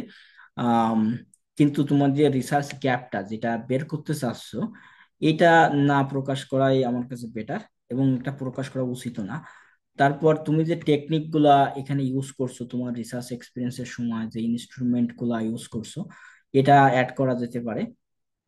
তারপর তোমার একই দেখা যাচ্ছে আমাদের বাংলাদেশের ক্ষেত্রে যেটা হয়, যে রিসার্চ এক্সপিরিয়েন্স কিছুটা থাকে, টিচিং এক্সপিরিয়েন্স একটা বড় একটা ফ্যাক্ট বাইরের স্টাডির জন্য, বাট আমাদের বাংলাদেশের ক্ষেত্রে খুবই কম থাকে টিচিং এক্সপিরিয়েন্সটা। বাট আমরা যে অনলাইন টিউটরিং গুলো করি বা বিভিন্ন জায়গায় ইন পার্সন যে টিউটরিং গুলো করি, এটা অ্যাড করা যেতে পারে। যে তুমি ক্লাস 12 বা ক্লাস 9-এর স্টুডেন্টদের পড়াও, পার্সোনালি পড়াও। এটা এটা খুব বড় মানে বড় একটা ইম্পর্ট্যান্ট পয়েন্ট এই বাইরের স্টাডির ক্ষেত্রে, যে তোমার আউট ইয়ে আছে কিনা, তোমার এক্সপোজার আছে কিনা। সো এটা এটা এখানে অ্যাড করা যেতে পারে যে আমি ক্লাস 9 থেকে 12 পর্যন্ত কেমিস্ট্রি পড়াই, অনলাইনে পড়াই অথবা ইন পার্সন যে পড়াই। সো এই টিচিং এক্সপিরিয়েন্স এটা অ্যাড করা যেতে পারে। সো মূলত এখানে যেটা আলোচনা করা হচ্ছে এক্সপিরিয়েন্স, তোমার নিজের ইউনিভার্সিটিতে কি কি রিসার্চ এক্সপিরিয়েন্স আছে, তোমার টিচিং এক্সপিরিয়েন্স আছে কিনা। পরবর্তী পয়েন্টে আমরা দেখি যদি কোনো ইন্টার্নশিপ থাকে কিনা আমাদের। সো এক্সপিরিয়েন্সের ভিতরে এটা লেখা যেতে পারে, ইন্টার্নশিপের এক্সপিরিয়েন্স। সো আমরা যেটা করি, আমরা যখন ছিলাম কেমিস্ট্রি ডিপার্টমেন্টে তখন একটা ম্যান্ডেটরি ইন্টার্নশিপ থাকতো টিআইসিআই তে, এটা অনেকে পরিচিত আমি আশা করি এখানে। সো এই টিআইসিআই তে যে তুমি কি কি জিনিস শিখছো, কি কি ইনস্ট্রুমেন্ট লার্ন করছো, এটা নিয়ে একটা সংক্ষিপ্ত ভাবে এখানে বর্ণনা করা যেতে পারে এক্সপিরিয়েন্সের ভিতরে। আহ তারপর যদি কোনো জব এক্সপিরিয়েন্স থাকে, যদি তুমি কোনো কোম্পানির সাথে যুক্ত হও, দেখা যাচ্ছে রিসেন্টলি গ্রাজুয়েট ব্যাচেলার শেষ করছো, তারপর কোথাও কোনো কোম্পানিতে আসো, তো সেই জব এক্সপিরিয়েন্সটা এখানে বা উল্লেখ করা যেতে পারে। এখানে অবশ্যই তুমি যে প্রজেক্টের সাথে জড়িত ওই কোম্পানিতে, ওটা ওটা নিয়ে কথা বলতে পারো। ওখানে কি কি টেকনিক ইউজ করতেছো, কি কি ইনস্ট্রুমেন্ট ইউজ করা হচ্ছে, সেটা অ্যাড করা যেতে পারে। সো মূলত এই পয়েন্টগুলো এটা দেখেই আমি তোমাকে চুজ করব, এটা এই জন্য আমি ফার্স্টে রাখি। এখন তুমি যে যে এক্সপিরিয়েন্স গুলো এতক্ষণ দেখালা, এটার কোনো লেটার বা পাবলিকেশন আছে কিনা, তুমি কতটা প্রোডাক্টিভ, এই জিনিসগুলা খুবই ইম্পর্ট্যান্ট। এই জন্য আমি 3 নাম্বার পয়েন্টে পাবলিকেশন রাখি। যার পাবলিকেশন নাই, সে প্রজেক্টের টাইটেল হিসেবে রাখতে পারে যে আমি এই এক্সপিরিয়েন্সটা এখানে অ্যাপ্লাই করছি, এই এই প্রজেক্টের সাথে জড়িত। এখন যাদের পাবলিকেশন থাকে তারা অবশ্যই পাবলিকেশনের নাম লিখবে এখানে, পাবলিকের লিস্ট অফ পাবলিকেশনস। সো পাবলিকেশনের জন্য আহ, দেখা যাচ্ছে মূলত অনেকে লেখে অনলি টাইটেল, তারপর ডিওআই। বাট আমি বলবো যে অথর নেমটাও দরকার, যে তুমি কত নম্বর অথর ছিলে, ফার্স্ট অথর, সেকেন্ড অথর, অথবা লাস্টে। সো এটাও একটা ইম্পর্টেন্ট পয়েন্ট দেখায় এখানে। তারপরে প্রজেক্টের ক্ষেত্রে যেহেতু এটা পাবলিকেশন না, এটা ডিওআই নাই, সো অথর নেম আর টাইটেলটা এটা লিখতে হয়। তারপর যদি তুমি কোথাও সাবমিট করে থাকো তোমার পেপারটা প্রিপ্রিন্টে আছে, সো সেটাও উল্লেখ করা যেতে পারে। বিকজ তোমার এখানে কতটা প্রোডাক্টিভ তুমি ছিলা লাস্ট বছরগুলাতে, এটাতে এটা শো করাই এই পাবলিকেশন বা প্রজেক্টের উদ্দেশ্য। সো এখানে সাবমিটেড পেপার বা প্রিপ্রিন্ট পেপার গুলা উল্লেখ করা যেতে পারে। এরপর যেটা আসে সেটা হচ্ছে বা পোস্টার প্রেজেন্টেশন। সাধারণত আহ, আমি দেখতে পাচ্ছি গত 2-3 বছর ধরে যে পোস্টার প্রেজেন্টেশন করা হচ্ছে আমাদের কেমিস্ট্রি ডিপার্টমেন্ট থেকে। সো এটা খুবই ভালো জিনিস। এবং এই লিস্ট, তুমি কত জায়গায় পোস্টার প্রেজেন্টেশন করছো, তুমি খুলনা ইউনিভার্সিটিতে পুরো সেন্ট্রালি কোনো পোস্টার প্রেজেন্ট দিছো কিনা, সায়েন্সের হয়ে অথবা কেমিস্ট্রিতে দিছো কিনা, এটার একটা লিস্ট যদি থাকে, তুমি যদি কোনো কনফারেন্সে অ্যাটেন্ড করো, সেটা এখানে উল্লেখ করা যেতে পারে। আরো দু একটা পয়েন্ট এখানে উল্লেখ করা যেতে পারে, ওয়েবিনার জয়েন করছো কিনা, ওয়ার্কশপ করছো কিনা। বাট আমার কাছে এই 2টা পয়েন্টটা ইম্পর্টেন্ট মনে হয়েছে, এই জন্য তুমি এটা অ্যাড করতে পারো। তারপর যে আমরা বিএসসি বা এমএসসি করার সময় যে থিসিস ডিফেন্সটা দেয়, সো এটাও অ্যাড করা যেতে পারে। বাট এটা আমি সেকেন্ডারি হিসেবে রাখছি আর কি। এখন প্রফেশনাল অ্যাফিলিয়েশন আছে কিনা, তুমি কতটা তোমার নেটওয়ার্ক কতটা আছে, এটা এখানে লিখতে হয়। সো আমরা দেখি আমাদের খুলনা ইউনিভার্সিটির যে প্রফেশনাল ভাবে যদি বলি, Khulna university alumni association chemistry, এখানে তুমি মেম্বার, এটা তুমি উল্লেখ করতে পারো। আমাদের বাংলাদেশ কেমিক্যাল সোসাইটি একটা নামে একটা অর্গানাইজেশন আছে, সো সেখানে তুমি এই মেম্বারটা বলতে পারো যে অ্যাক্টিভ মেম্বার। তারপর যদি ইন্টারন্যাশনালি যুক্ত থাকো, আমেরিকান কেমিক্যাল সোসাইটি আছে। সো এটা মূলত দেখায় যে তুমি কতটা অ্যাক্টিভ। আর আরেকটা ব্যাপার এখানে বলি, প্রফেশনাল অ্যাফিলিয়েশনটা, তুমি বা দেখা যাচ্ছে বা স্পোর্টস এর সাথে জড়িত, আই ডোন্ট কেয়ার। বিকজ তুমি এখানে অ্যাপ্লিকেশন করতেছো কেমিস্ট্রির জন্য, তুমি স্পোর্টের সাথে জড়িত থাকলে এটা আমার কাছে বেশি একটা তো মানে ইম্পর্টেন্ট বলে মনে হয় না। সো কেমিস্ট্রি রিলেটেড বা সায়েন্স রিলেটেড কোনো প্রোগ্রামে তুমি জড়িত আছো কিনা, নেটওয়ার্কিং আছে কিনা, এটা দেখানোটা আমার কাছে বেটার মনে হয়। সো প্রফেশনাল অ্যাপ্লিকেশনটা বা নেটওয়ার্কিংটা এভাবে দেখানো যেতে পারে। এক্সট্রা কারিকুলার অ্যাক্টিভিটি, এখানে আমি বলবো যে প্রথমে তুমি যেটা দেখাবা সেটা হচ্ছে কেমিস্ট্রি সাথে কোনোভাবে ইনভলভ আছো কিনা, যে কেমিস্ট্রিতে তুমি কোনো এক্সপিরিয়েন্স করছো কিনা, কারো শো আপ করছো কিনা, কোনো সায়েন্স ফেয়ারে অ্যাটেন্ড করছো কিনা। কেমিস্ট্রি ডে থাকে অনেক সময়, সো কেমিস্ট্রি ফেয়ার বা ডে যে কোনো ভাবেই বলো না কেন, সো এই এই ধরনের কোনো এক্সপিরিয়েন্স আছে কিনা, সেটা লিখতে পারো এক্সট্রা কারিকুলার অ্যাক্টিভিটিতে।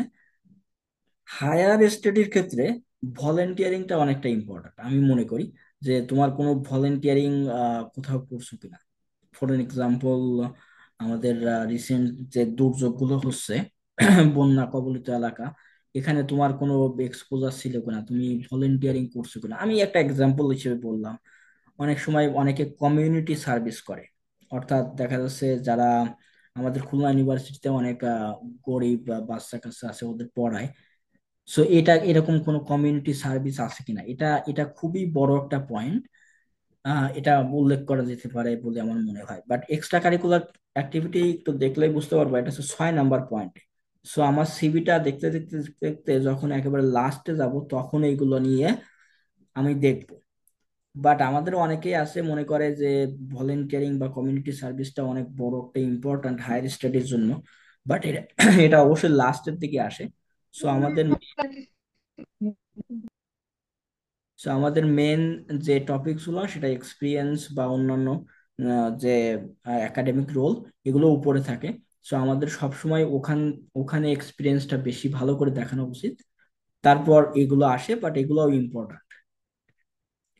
একাডেমিয়া এখন আম, যেটা আমরা রানিং স্টুডেন্ট থাকি, সো এটা এখানে উল্লেখ করতে হয় যে ফর এন এক্সাম্পল, এটা আমার একাডেমিয়া ছিল আমি যখন কেমিস্ট্রি ডিপার্টমেন্টে ছিলাম। সো আমার প্রফেসর ছিল ডক্টর মহিউদ্দিন। রিসেন্টলি উনি পিএইচডি করছে, I am so happy for him এবং কংগ্রেচুলেট জানাই থাকে। সো আমি তার আন্ডারে থিসিস করছিলাম, সো ব্যাচেলার ডিগ্রি পাশ করছি ওখান থেকেই। সো এটা উল্লেখ করতে পারো। কারেন্টলি যারা মাস্টার্স স্টুডেন্ট আছো, সো তারা এখানে মাস্টার্স অফ সায়েন্স যে থিসিস টাইটেল বা অ্যাডভাইজারের নাম উল্লেখ করা যেতে পারে। সো একাডেমিটা একেবারে লাস্টে রাখি। আম, এখানে সিজিপিএটাও উল্লেখ করতে পারো। বাট আমি মনে করি সিজিপিএ যদি খারাপ হয়, খারাপ বলতে একটু দুর্বল হয়, ফর এক্সাম্পল লেস দ্যান 3, তো সেখানে তুমি না উল্লেখ করতে পারো। তারপর এক্সকিউজ মি, এরপরে যেটা আসে, যেটা আমি রাখি, সেটা হচ্ছে রিফারেন্স। এটা অবশ্যই অপশনাল, বাট যখন অ্যাপ্লাই করা হয় তখন আম, এখানে উল্লেখ করতে হয় যে তোমার কয়জন রেফারেন্স লাগবে। সো ওখানে সাধারণত 2টা অথবা 3টা, ম্যাক্সিমাম 3টা রেফারেন্স লাগে বা লেটার অফ রিকমেন্ডেশন লাগে। অর্থাৎ তুমি রেফারেন্সে যাদের যাদের যাদের নাম দিবা, ওদের কাছে ইমেইলটা যাবে। সো এখানে খুবই ইম্পর্ট্যান্ট যে প্রফেসরের নামটা তুমি ঠিকভাবে লিখছো কিনা, তুমি তার ডেজিগনেশনটা ঠিকভাবে দিছো কিনা। ফর এন এক্সাম্পল, তুমি অ্যাসিস্ট্যান্ট প্রফেসর, অ্যাসোসিয়েট প্রফেসর আর ফুল প্রফেসর।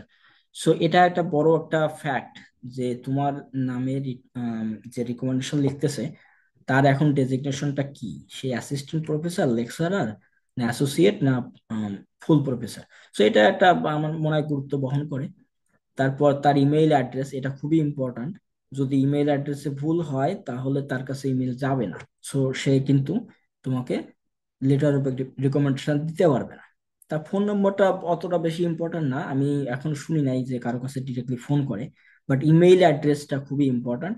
আর একটা ব্যাপার হচ্ছে, এখানে উল্লেখ করছি email address institute email address হবে।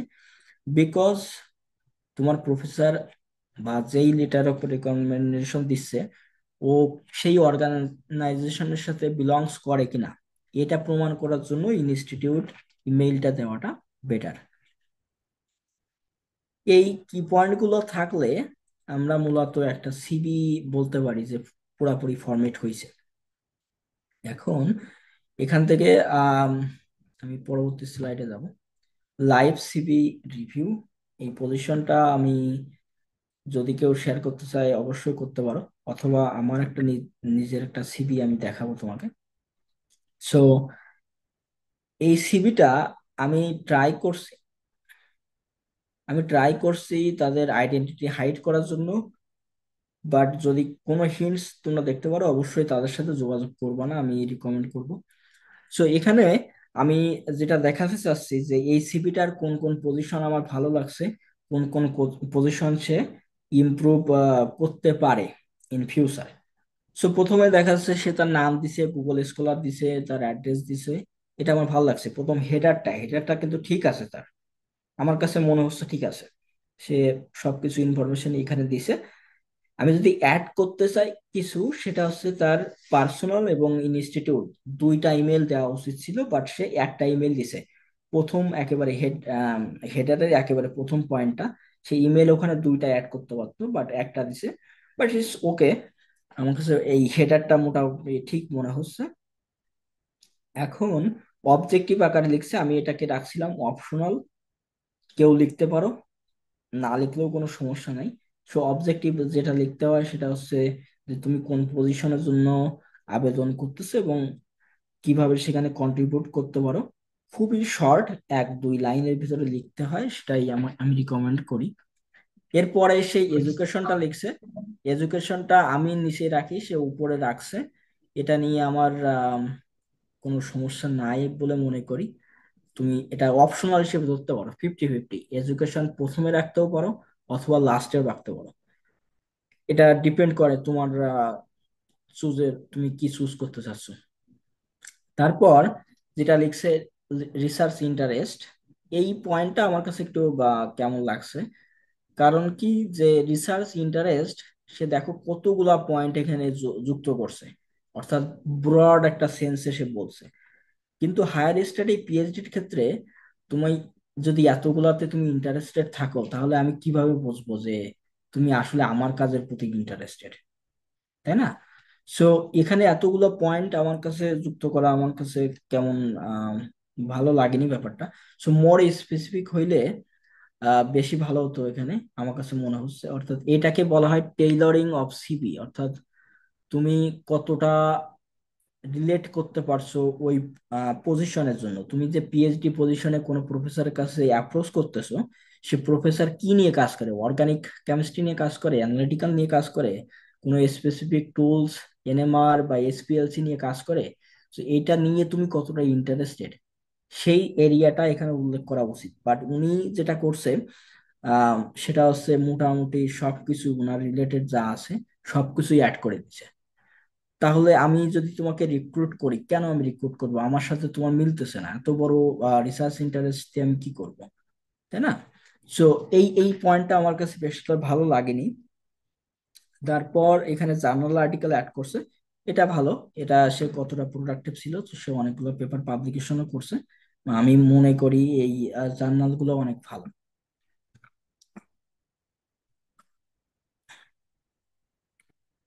সো দ্বিতীয় পেজে সে যেটা লিখছে, অ্যাওয়ার্ড লিখছে, অ্যাচিভমেন্ট লিখছে, আমার এই পয়েন্টটা আমার মনে হয়েছে যে একটু আগে দিয়ে ফেলছে। এটা এক্সপিরিয়েন্স বা একটু নিচের দিকে রাখলে ভালো করতো। সো আমি যেটা করতাম আমার ক্ষেত্রে হলে, আমার টিচিং অ্যাসিস্ট্যান্টশিপটা এটা উপরে দিতাম, অ্যাওয়ার্ডের উপরে দিতাম। বিকজ এটা তোমাকে একাডেমিক সাথে কতটা রিলেটেড সেটা প্রমাণ করে, যে তুমি রিসার্চ করছো, তুমি টিচিং করছো। সো এটা একাডেমির সাথে জড়িত।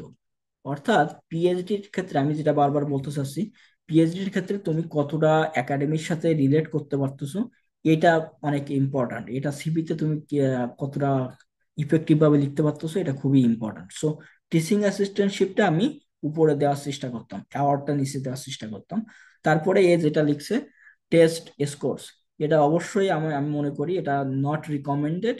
এটা এডুকেশনের আগে বা পরে যুক্ত করা যেতে পারে, বিকজ টেস্ট স্কোর এটা মূলত একটা মিনিমাম রিকোয়ারমেন্ট থাকে কোনো একটা অ্যাপ্লিকেশন করার সময়। সো এটা দিয়ে আমি পার্সোনালি আমি তোমার সম্পর্কে বেশি একটা ভালো ইনফরমেশন পাচ্ছি না। বিকজ আমার লাগবে কেমিস্ট্রির লোক, তুমি আইএলসি কি করছো বা টোফেলে কি করছো, এটা এটা পাস করার পরেই তোমার অ্যাপ্লিকেশনটা আমার কাছে আসছে। সো এটা আমার কাছে ইম্পর্ট্যান্ট না, কারণ আমি অলরেডি জানি তোমার এই এই ধরনের জিনিস আছে, এই জন্যই তোমার সিভিটা আমার কাছে আসছে। সো টেস্ট স্কোরটা আমি একেবারে লাস্টের দিকে রাখবো। প্রফেশনাল যে কম্পিউটার স্কিল গুলা থাকে, এটা আমি আরো উপরে রাখতাম, অর্থাৎ আমি রাখতাম রিসার্চ এক্সপিরিয়েন্সের নিচে। বিকজ আমার সাথে আমি যে যে স্কিল গুলো জানি, এটা কতটা ওই প্রফেসরের সাথে ইফেক্টিভ, বা এটা আমি উপরে রাখার চেষ্টা করতাম। তারপর যদি ইন্টার্নশিপ করে থাকি, সো প্রফেশনালের পরে স্কিলগুলোর পরে তারপরে রাখতাম ইন্টার্নশিপটা। আর এই ইন্টার্নশিপ করার সময় আমি কি কি করছি একটু ডিটেলসে বলার চেষ্টা করতাম। তারপর যেটা রাখতাম সেটা হচ্ছে এক্সট্রা কারিকুলার অ্যাক্টিভিটি, যদি আমি কোনো কিছু করে থাকি, ভলেন্টিয়ারি করে থাকি, অন্য কোনো ল্যাবের সাথে জড়িত আছি কিনা, সেটা রাখার চেষ্টা করতাম। সো এই পয়েন্টটা ঠিক আছে আমি মনে করি। বাট এর কিছু কিছু পয়েন্ট এখানে উপর নিচে করলেই মূলত ভালো হতো আমি মনে করতেছি এখানে। তারপর এর লাস্টের পেজে রাখছে accomplish trainings and workshop. So এটাও ইম্পর্ট্যান্ট পয়েন্ট আমি বলবো, বাট এটা এক্সট্রা কারিকুলার অ্যাক্টিভিটিস ভিতরেও রাখলেও রাখতে পারতো। বাট সেপারেট পয়েন্ট করছে, এটা নিয়ে আমার কোনো সমস্যা নাই। সো এই পয়েন্টটাও আমার কাছে মনে হচ্ছে ঠিক আছে। বাট এখানে একে শেষ করে দিছে।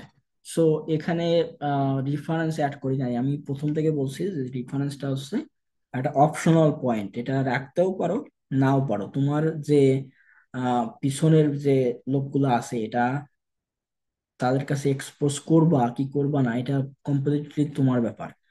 সো এটা অপশনাল, এটা রাখা যেতেও পারে নাও পারে রেফারেন্সটা। সো এই সিভিটাকে যদি আমি একটু দেখি প্রথম থেকে, যে যে পয়েন্ট গুলা যে সে লিখছে, তার এক্সপিরিয়েন্স গুলা লিখছে, মূলত আমার ক্ষেত্রে যেটা ভালো মনে হয়েছে সেটা হচ্ছে যে কিছু কিছু পয়েন্ট উপরে রাখার দরকার ছিল আর কিছু কিছু পয়েন্ট নিচে রাখার দরকার ছিল। এটা করলেই মূলত সিভিটা আমার কাছে ভালো লাগতো। সো সিভি যদি আমি পুরোটা দেখি, এটা প্রথম পেজ, এটা দ্বিতীয় পেজ, আর এই তৃতীয় পেজ। সো এটা আমার কাছে যদি আমি রেটিং করি বা 7 আউট অফ 10 এরকম রেটিং আমি করব। বেশি ভালো না, বেশি খারাপও না। এরপরে এটা লাইভ সিভি ছিল, সিভি রিভিউ ছিল, কোশ্চেন এবং অ্যান্সার। এখানে যদি কারো কোশ্চেন থাকে আমি অ্যান্সার দিতে প্রস্তুত। আমাকে মনে হয় সবাই শুনতে পারছে। আর জি ভাই, আমরা আপনাকে শুনতে পাচ্ছি। এখান থেকে আমি কোশ্চেন নিব আর কি, যদি কারো কোনো কোশ্চেন থাকে।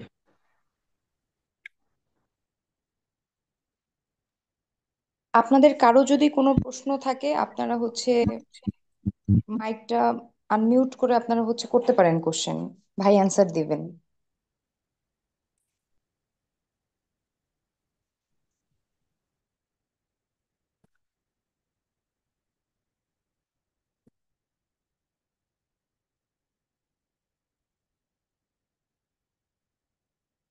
আমার মনে হচ্ছে কারো কোনো কোশ্চেন নাই।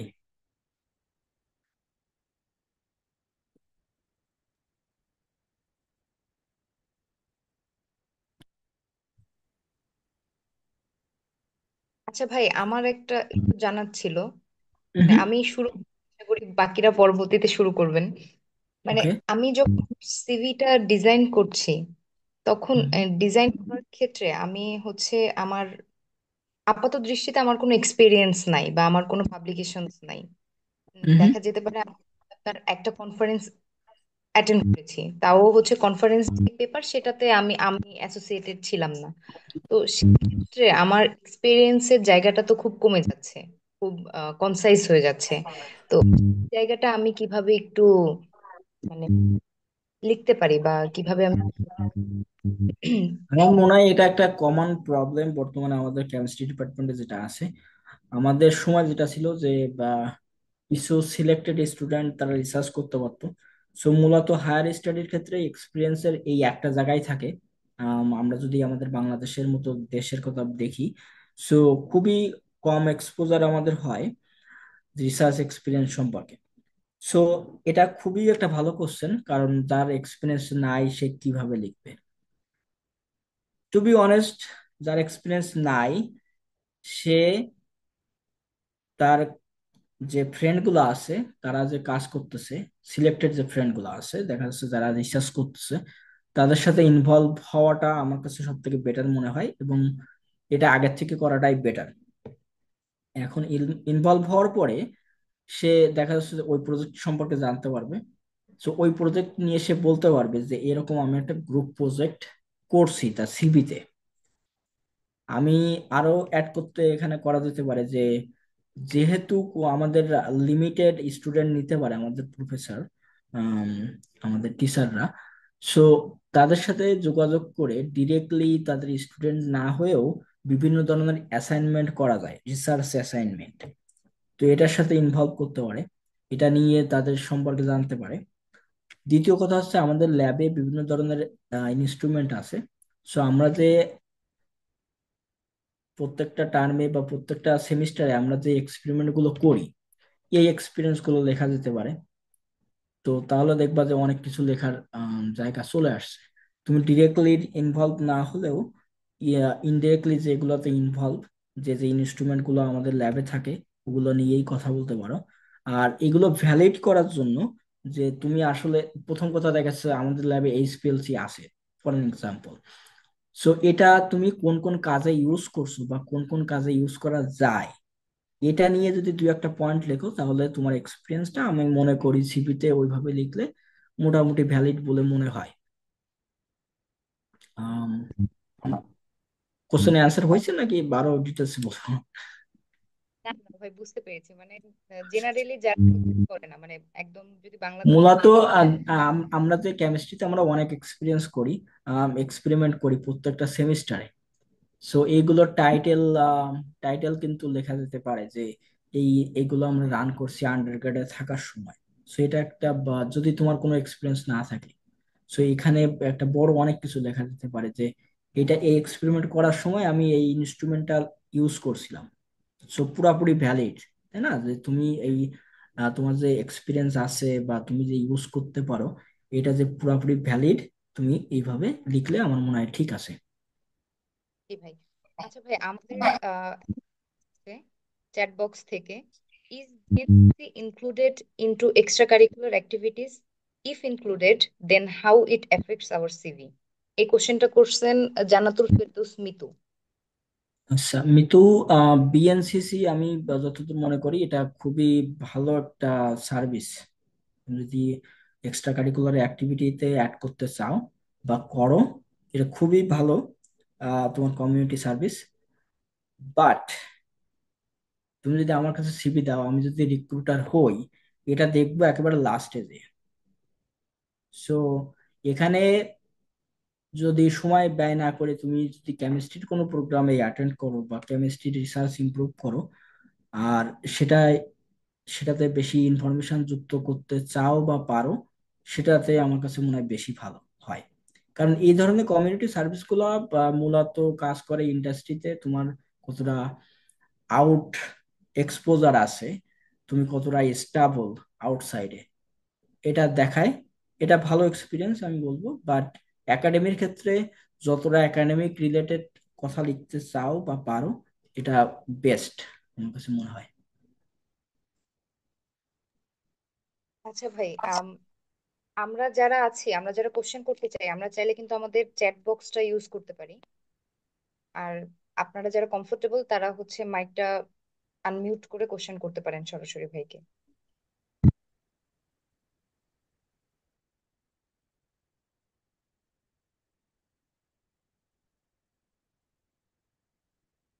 একেবারে লাস্টে। আসসালামু আলাইকুম ভাই। ওয়ালাইকুম আসসালাম। সামি ভাই ভালো আছেন? হ্যাঁ, এই তো সবকিছু দিয়ে সব ঠিক আছে। ভাই আমার একটা কোশ্চেন ছিল, সেটা হচ্ছে যে আমাদের টিচিং এক্সপিরিয়েন্সটা সিভিতে কিভাবে দেখাতে পারি? আহ, টিচিং এক্সপিরিয়েন্স, হ্যাঁ হ্যাঁ বলো। এই যে আমাদের তো আন্ডারগ্রেড লেভেলে যেটা টিউশন অথবা কোচিং সেন্টার বা পার্ট টাইম যে হালকা পাতলা ক্লাস নেওয়া, সপ্তাহে একটা দুইটা করে বা এরকম, মানে একাডেমিকের বাইরে যেটা, এইটাকে আসলে কিভাবে রিপ্রেজেন্ট করবো, এটা নিয়ে একটু যদি বলতেন। আমার মনে হয় এই এই পয়েন্টটা খুবই ইম্পর্ট্যান্ট পয়েন্ট। বিকজ এখানে টিচিং এক্সপিরিয়েন্স আমি আগে থেকে বলছি যে এটা খুবই ইম্পর্ট্যান্ট একটা ব্যাপার। সো এখানে ক্লাস উল্লেখ করে বলা যেতে পারে যে আমি ইনস্টিটিউট, কোচিং সেন্টার একটা ইনস্টিটিউট। সো তুমি বলতে পারো যে এই ইনস্টিটিউটে আমি এই ক্লাস থেকে এই ক্লাস, ক্লাস 9 থেকে 12 পর্যন্ত কেমিস্ট্রি পড়াই। সো একটা পয়েন্ট এখানে উল্লেখ করা যেতে পারে। আর এই পড়ানোর সময় তুমি কি কি দায়িত্ব পালন করো, কেমিস্ট্রির কোন কোন টপিকস গুলো নিয়ে আলোচনা করো, এটা বলা যেতে পারে। তারপর আহ, তুমি ওদের খাতা দেখো কিনা, প্রক্টরিং যেটা ব্যাপারটা, পরীক্ষা নাও কিনা, এটা এটা উল্লেখ করা যেতে পারে। আর এই তো এই দুইটা তিনটা পয়েন্ট আমার কাছে এনাফ মনে হয়, যে তোমার কোন ক্লাস পড়াও, কি পড়াও, আর তুমি কি কি করো ওদের সাথে, এই তিনটা চারটা পয়েন্ট উল্লেখ করা যেতে পারে। জি ভাই, ধন্যবাদ ভাই। আরেকটা ছোট কোশ্চেন ছিল, সেটা হচ্ছে হুম। যে এক্সট্রা কারিকুলাম অ্যাক্টিভিটিস নিয়ে, এক্সট্রা কারিকুলার যে ব্যাপারটা, এটা আসলে অনেকের অনেক দিকেই থাকে। তো বিশেষ করে আমি যেটা দেখছি বিগত সময়, যে অনেকেই সাজেস্ট করে যে আমি যেই পারপাসের সিভিটা ড্রপ করব, সেই পারপাসের এক্সট্রা কারিকুলাম অ্যাক্টিভিটিসটা দেওয়া বেটার। এই সাপেক্ষে অনেকে কিছু সোশ্যাল ওয়েলফেয়ারের সাথে অ্যাটাচ থাকে, যেমন ব্লাড ডোনেশন অথবা আদার কোনো অ্যাক্টিভিটিস হতে পারে। সেগুলো কি আসলে মানে ইফেক্ট করে কিনা এর উপর? এটা ইফেক্ট করে, ইফেক্ট করবে আমি মনে করি, বাট অতটা না যতটা তোমার সায়েন্সের, তুমি কোনো একটা কমিউনিটির সাথে জড়িত থাকলা, ওইটা যতটা ইফেক্ট পড়বে অতটা ইফেক্ট পড়বে না, খুবই সামান্য। টু বি অনেস্ট, এখানে আহ, আমরা দেখে যারা অনেকে খেলাধুলো করি, তারা মনে করে যে, ফর অ্যান এক্সাম্পল, আমি যখন প্রথমে সিভি লিখতাম আহ, খুলনা ইউনিভার্সিটি থাকতে, তখন আমি ওখানে লিখতাম আমি ভলিবল খেলি, বাট ইট ডাজেন্ট ম্যাটার, কারণ তুমি volleyball player, I don't care, right? আমি রিক্রুটার, আমার পিএইচডি তে স্টুডেন্ট লাগবে, এইচপিএলসি কাজ করে যে জানে, এনএমআর কাজ যে জানে, তাকে লাগবে। সো তুমি ভলিবল খেলছো, দ্যাটস মিন তুমি physically fit, that is good for you, that is also good for me, তুমি ফিজিক্যালি ফিট। বাট আমার লাগবে যে কাজে, তুমি সেটাতে থেকে তুমি সায়েন্সে কতটা কন্ট্রিবিউট করছো বা কেমিস্ট্রিতে কতটা কন্ট্রিবিউট করছো, এই পয়েন্টটা আমার কাছে বেশি ভালো মনে হয় আর কি। জি ভাই, বুঝতে পারছি। ধন্যবাদ ভাই।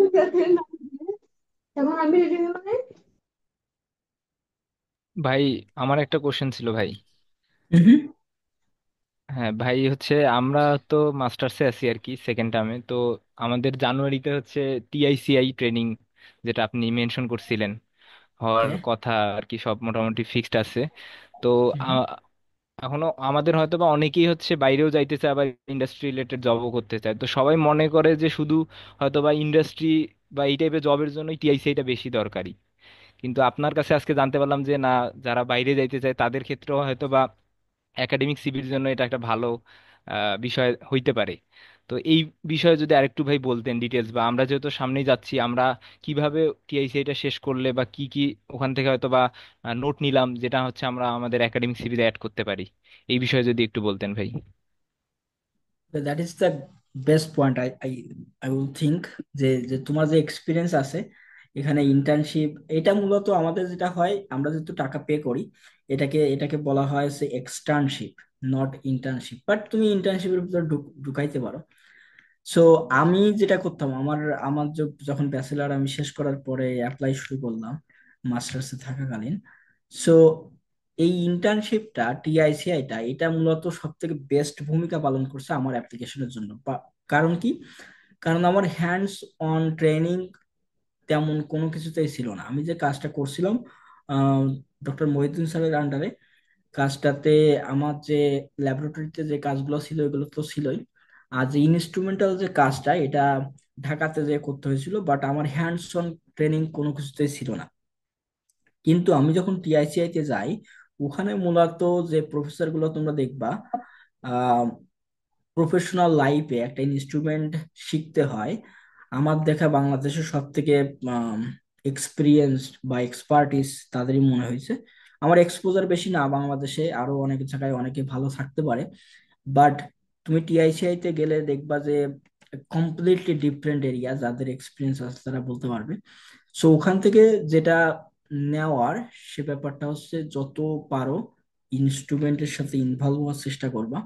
ওরা যেটা বুঝাইতে চায়, প্রফেসররা বা স্যারেরা, অবশ্যই পুরাপুরি বোঝার চেষ্টা করবা। রিটেন পরীক্ষা এবং যদি কোনো প্র্যাকটিক্যাল নেয়, এটা দুইটাতেই ভালো করার চেষ্টা করবা। এখন এটা তো শেখার ক্ষেত্রে গেল, এবং ওখান থেকে তুমি যে যে জিনিসগুলো শিখছো, প্রত্যেকটা ইনস্ট্রুমেন্টের কথা তুমি লিখতে পারবা, এবং কোথায় কি কি কাজে তুমি ইনস্ট্রুমেন্টটা ইউজ করছো ওটাও সেটা দেখাই দিবে। তো সেটাও লিখতে পারবা। সো আমি যেটা আমার সিভিতে করছিলাম, এই পয়েন্টগুলা খুবই খুবই ভালো করে লিখছিলাম। ওখানে দেখবা অ্যানালিটিক্যাল টুল তোমার ম্যাক্সিমাম অ্যানালিটিক্যাল টুল আছে।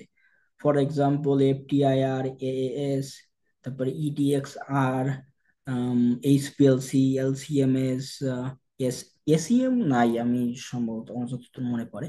সো ওখানে অ্যানালিটিক্যাল টুলস তুমি দেখবা বেশি। আর তারপরে সেফটি ট্রেনিং হয়। সো মূলত এই পজিশনটা, এক্সপিরিয়েন্সের পজিশনটা, ইন্টার্নশিপের পজিশনটা খুবই ডিটেলসে লেখা উচিত। এবং আমার ক্ষেত্রে তো মানে 50% কাজ করছে এখানে, আমি মনে করি, হ্যান্ডস অন ট্রেনিং এর ক্ষেত্রে।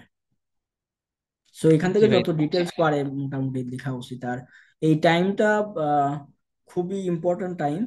আর এটা যদি আমার ডিপার্টমেন্ট থেকে আরো বেশি লং টার্ম করে, এটা হায়ার এডুকেশনের জন্য বা আমাদের যারা জুনিয়র আছে এদের জন্য, সবার জন্য উপকার হবে। সো 21 দিন না করে 1 মাস অথবা 45 দিন করতে পারে। ধন্যবাদ ভাই, আপনি অনেক ভালোভাবে আর কি বিষয়টার গুরুত্ব বুঝাইতে পারছেন। আশা করি হচ্ছে আমাদের অনেকের মধ্যে দ্বিধাদ্বন্দ্ব থাকে যে দেখা গেলো আমরা যে এতদিন সময় দিচ্ছি ওখানে আদৌ আমাদের মানে শুধু সার্টিফিকেট ছাড়া আর কোনো কাজে আসবে কিনা, এই মেসেজটা হয়তো বা তাদের কাছে খুব ভালোভাবে যাবে যখন তার মানে তারা এই বিষয় সম্পর্কে জানতে পারবে আমাদের মাধ্যমে বা জুনিয়রদের মাধ্যমে। আর আরেকটা বিষয় ভাই একটু জানার ছিল, বা অনেকটা ভাই আপনার কাছে একটা দিক নির্দেশনা মতো চাচ্ছি যে কি টাইপের প্রোগ্রাম, যেমন আপনি বললেন যে আমাদের এখন পোস্টার প্রেজেন্টেশন গুলো হচ্ছে ডিসিপ্লিনে স্যারদের উদ্যোগে, তো এরকম আরো কি টাইপের জিনিস করলে আমাদের ডিসিপ্লিনে হচ্ছে এই বাইরের আমাদের একাডেমিক সিভিটা বা বাইরে যাওয়ার জন্য মানে আরো ভালো কিছু হবে, মানে এই টাইপের যদি কোনো দিক নির্দেশনা থাকে আপনার ডিসিপ্লিনের জন্য, বা যদি আমরা অ্যালামনাই থেকেও ওই টাইপের কাজ করতে পারি এরকম বিষয়। আমার মনে হয় একটা কেমিস্ট্রি ফেয়ার করা উচিত, সেটা অ্যাড করা খুবই দরকার আমার আমার বলে মনে হয়। আর বাইরের ক্ষেত্রে যেটা হয়, সেটা মূলত দুটা তিনটা ব্যাপারে আম, যদি একটু নলেজ থাকে, সেটা ইমপ্রুভ করা সম্ভব বাইরে আসার ক্ষেত্রে। সো মূলত এটা তো তোমার এক্সপিরিয়েন্সের ক্ষেত্রে গেল, যে তোমার ডিপার্টমেন্টে তুমি কি কি করছো, সায়েন্স রিলেটেড বা কেমিস্ট্রি রিলেটেড কি কি কাজ করছো, তার সাথে তুমি কতটা ইনভলভ। আর দ্বিতীয় কথা হচ্ছে তোমার ইনফরমেশন লাগবে। সো যদি তুমি বাইরে আসতে চাও, নেটওয়ার্কিংটা গ্রোথ করতে হবে। Not only for chemistry from Khulna Khulna university. বাংলাদেশের যতগুলো কেমিস্ট্রি ডিপার্টমেন্ট আছে তাদের সাথে কন্ট্যাক্ট করতে হবে। কন্ট্যাক্ট করতে হবে বলতে, যারা হায়ার স্টাডিতে যাচ্ছে তারা কিভাবে যাচ্ছে। আমি পার্সোনালি মনে করি কেমিস্ট্রি হচ্ছে বেস্ট সাবজেক্ট বাইরে আসার জন্য, ইউএসএ তে, স্পেসিফিক্যালি ইউএসএ তে আসার জন্য বেস্ট সাবজেক্ট। কারণ এখানে প্রত্যেকটা ইউনিভার্সিটিতে কেমিস্ট্রি আছে। সো তার মানে তুমি অ্যাপ্লাই করতে পারতেছো। প্রফেসর, অনেক অনেক প্রফেসর থাকে। সো প্রত্যেকটা জায়গায় তোমার অপরচুনিটি বাড়বে। জব ক্ষেত্র খুবই হাই। আর হোয়াই আমি বলতেছি এটা বেস্ট, কারণ এখানে আমাদের ইউএসএ তে আসতে গেলে জিআরই স্কোর লাগে, বাট এখন অপশনাল করে দিছে। এবং অন্যান্য ডিপার্টমেন্ট থেকে বা অন্যান্য সাবজেক্ট মেজর থেকে আমাদের কেমিস্ট্রিতে খুবই কম জিআরই লাগে। মূলত যেটা করতে হয় তোমার যে প্রফিসিয়েন্সি, ইংলিশ প্রফিসিয়েন্সি, আইএলস অথবা টোফেল এখন আরো সহজ করে দিচ্ছে, ডুওলিঙ্গো দিচ্ছে। সো এটা মূলত একটু স্কোর করতে পারলেই তুমি অ্যাপ্লাই করতে পারো। আমি মনে করি যদি এখানেও কারো সমস্যা থাকে জিআরিতে বা টোফেলে অথবা ডুওলিঙ্গোতে, যদি কোনো সমস্যা থাকে, তো আমাদের ইউনিভার্সিটি থেকে এমওআই, মিডিয়াম অফ ইনস্ট্রাকশন নামে একটা সার্টিফিকেট দেয়। এখানে প্রমাণ করে যে তুমি ইংলিশে পড়াশোনা করছো। সো মূলত প্রফেসরদের সাথে কন্ট্যাক্ট করে ওই সার্টিফিকেট দেখায়েও অনেকে আসতে দেখছি। আমারই জুনিয়র, এখানে নাম বলবো না, আমাদের কেমিস্ট্রি ডিপার্টমেন্টের, সে আমাকে একদিন বলছে, ভাই আমি তো বা টোফেলও দেয়নি, আইএলটিএসও দেয়নি, বাট আমার প্রফেসর প্রফেসর ম্যানেজ হয়ে গেছে। বাট কিভাবে হয়েছে? সে বলতেছে আমি এমওআই দিয়ে অ্যাপ্লাই করছিলাম, বা এমওআই আছে, এটা তাকে বলছি। সো এটা সে খুবই পজিটিভ ভাবে নিছে, বা পজিটিভ ভাবে নিছে আর কি। সো সে আমাকে অ্যাডমিশন দিতে রাজি আছে। সো কিছু কিছু পয়েন্ট, প্রথম কথা তোমার হিউজ অপরচুনিটি কেমিস্ট্রি ক্ষেত্রে, তোমার লাগবে ইনফরমেশন। আর ইনফরমেশনের জন্য আমাদের বর্তমান কেমিস্ট্রি থেকে অনেকে বাইরে আসছে, সবার সাথে কানেক্ট থাকতে বলবো, আমি নেটওয়ার্কিংটা গ্রো করতে বলবো। তারা কিভাবে গেছে, আমার পার্সোনালি কোনো পাবলিকেশন ছিল না, আমি বলবো। অনেকে বলে যে পাবলিকেশন না থাকলে অ্যাপ্লাই করা যায় না, আমার ছিল না। আমার যে প্রজেক্টটা ছিল ওটাকে ভালো করে হাইলাইট করতে পারছি, আমার এক্সপিরিয়েন্স ছিল ওটাকে ভালো করে হাইলাইট করতে পারছি। আমি নিজে ইন্টারভিউ দিয়ে, প্রফেসরের সাথে ইন্টারভিউ দিয়ে তাকে রাজি করাইছি। So it is not like centrally I am accepted. So say professor আমার এক্সপিরিয়েন্স দেখছে বা আমার কাজ দেখছে, আমার কথাবার্তা দেখছে, তারপরে সে আমাকে রিক্রুট করছে। সো এরকম অনেকে ভাবে যে পাবলিকেশন লাগবে, আম, খুব ভালো এক্সপিরিয়েন্স লাগবে, আমি বলবো না।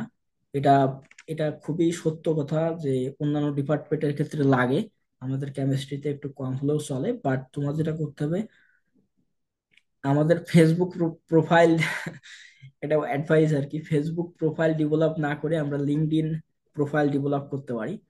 এটা খুবই দরকার, আমাদের গুগল স্কলারে পাবলিকেশনের জন্য কাজ করতে পারি। সো আমি প্রথম থেকে বলবো যারা একাডেমিতে আসতে চায় তারা একাডেমির মতো করে চিন্তা করা উচিত। যদি আহ, কারণ কারণ কি আমি নিজেও খেলাধুলা করতাম।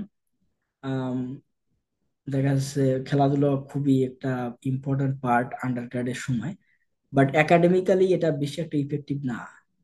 সো আমরা একাডেমি হায়ার স্টাডিতে আসতে চাইলে আমাদের অতীত দেখে যেন ভালো লাগে যে আমি অতীতে কেমিস্ট্রি ফেয়ারে অংশগ্রহণ করছিলাম অথবা সায়েন্স অলিম্পিয়াডে অংশগ্রহণ করছিলাম, এটা দেখে যেন ভালো লাগে, এরকম কিছু করা উচিত। আমি মনে করি আন্ডারগ্রাড আমার অতটা বেশি ভালো ছিল না। আমি এখনো অতীত যদি দেখি লাস্ট 10 বছরে, আমার অতীত বেশি ভালো ছিল না।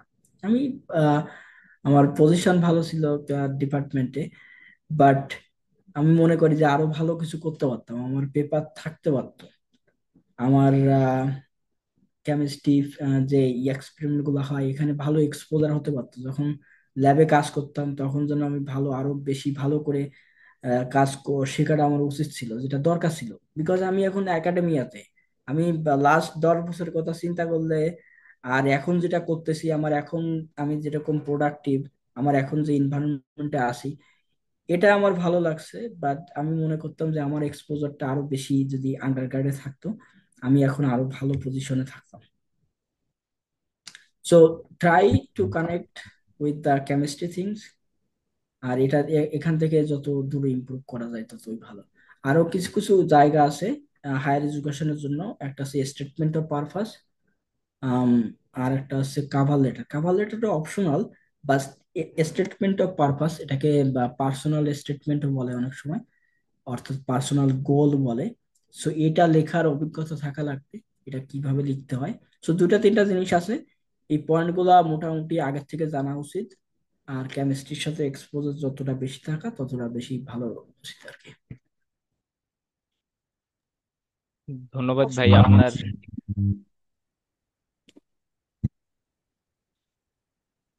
আচ্ছা, আমাদের আর কি কারো কোনো প্রশ্ন আছে? জি আপু, আসসালামু আলাইকুম ভাই। ওয়ালাইকুম আসসালাম। ভাই আমি আব্দুল আল নোমান, হুম 20 ব্যাচ, এখন আমাদের ফোর টু টার্ম চলতেছে।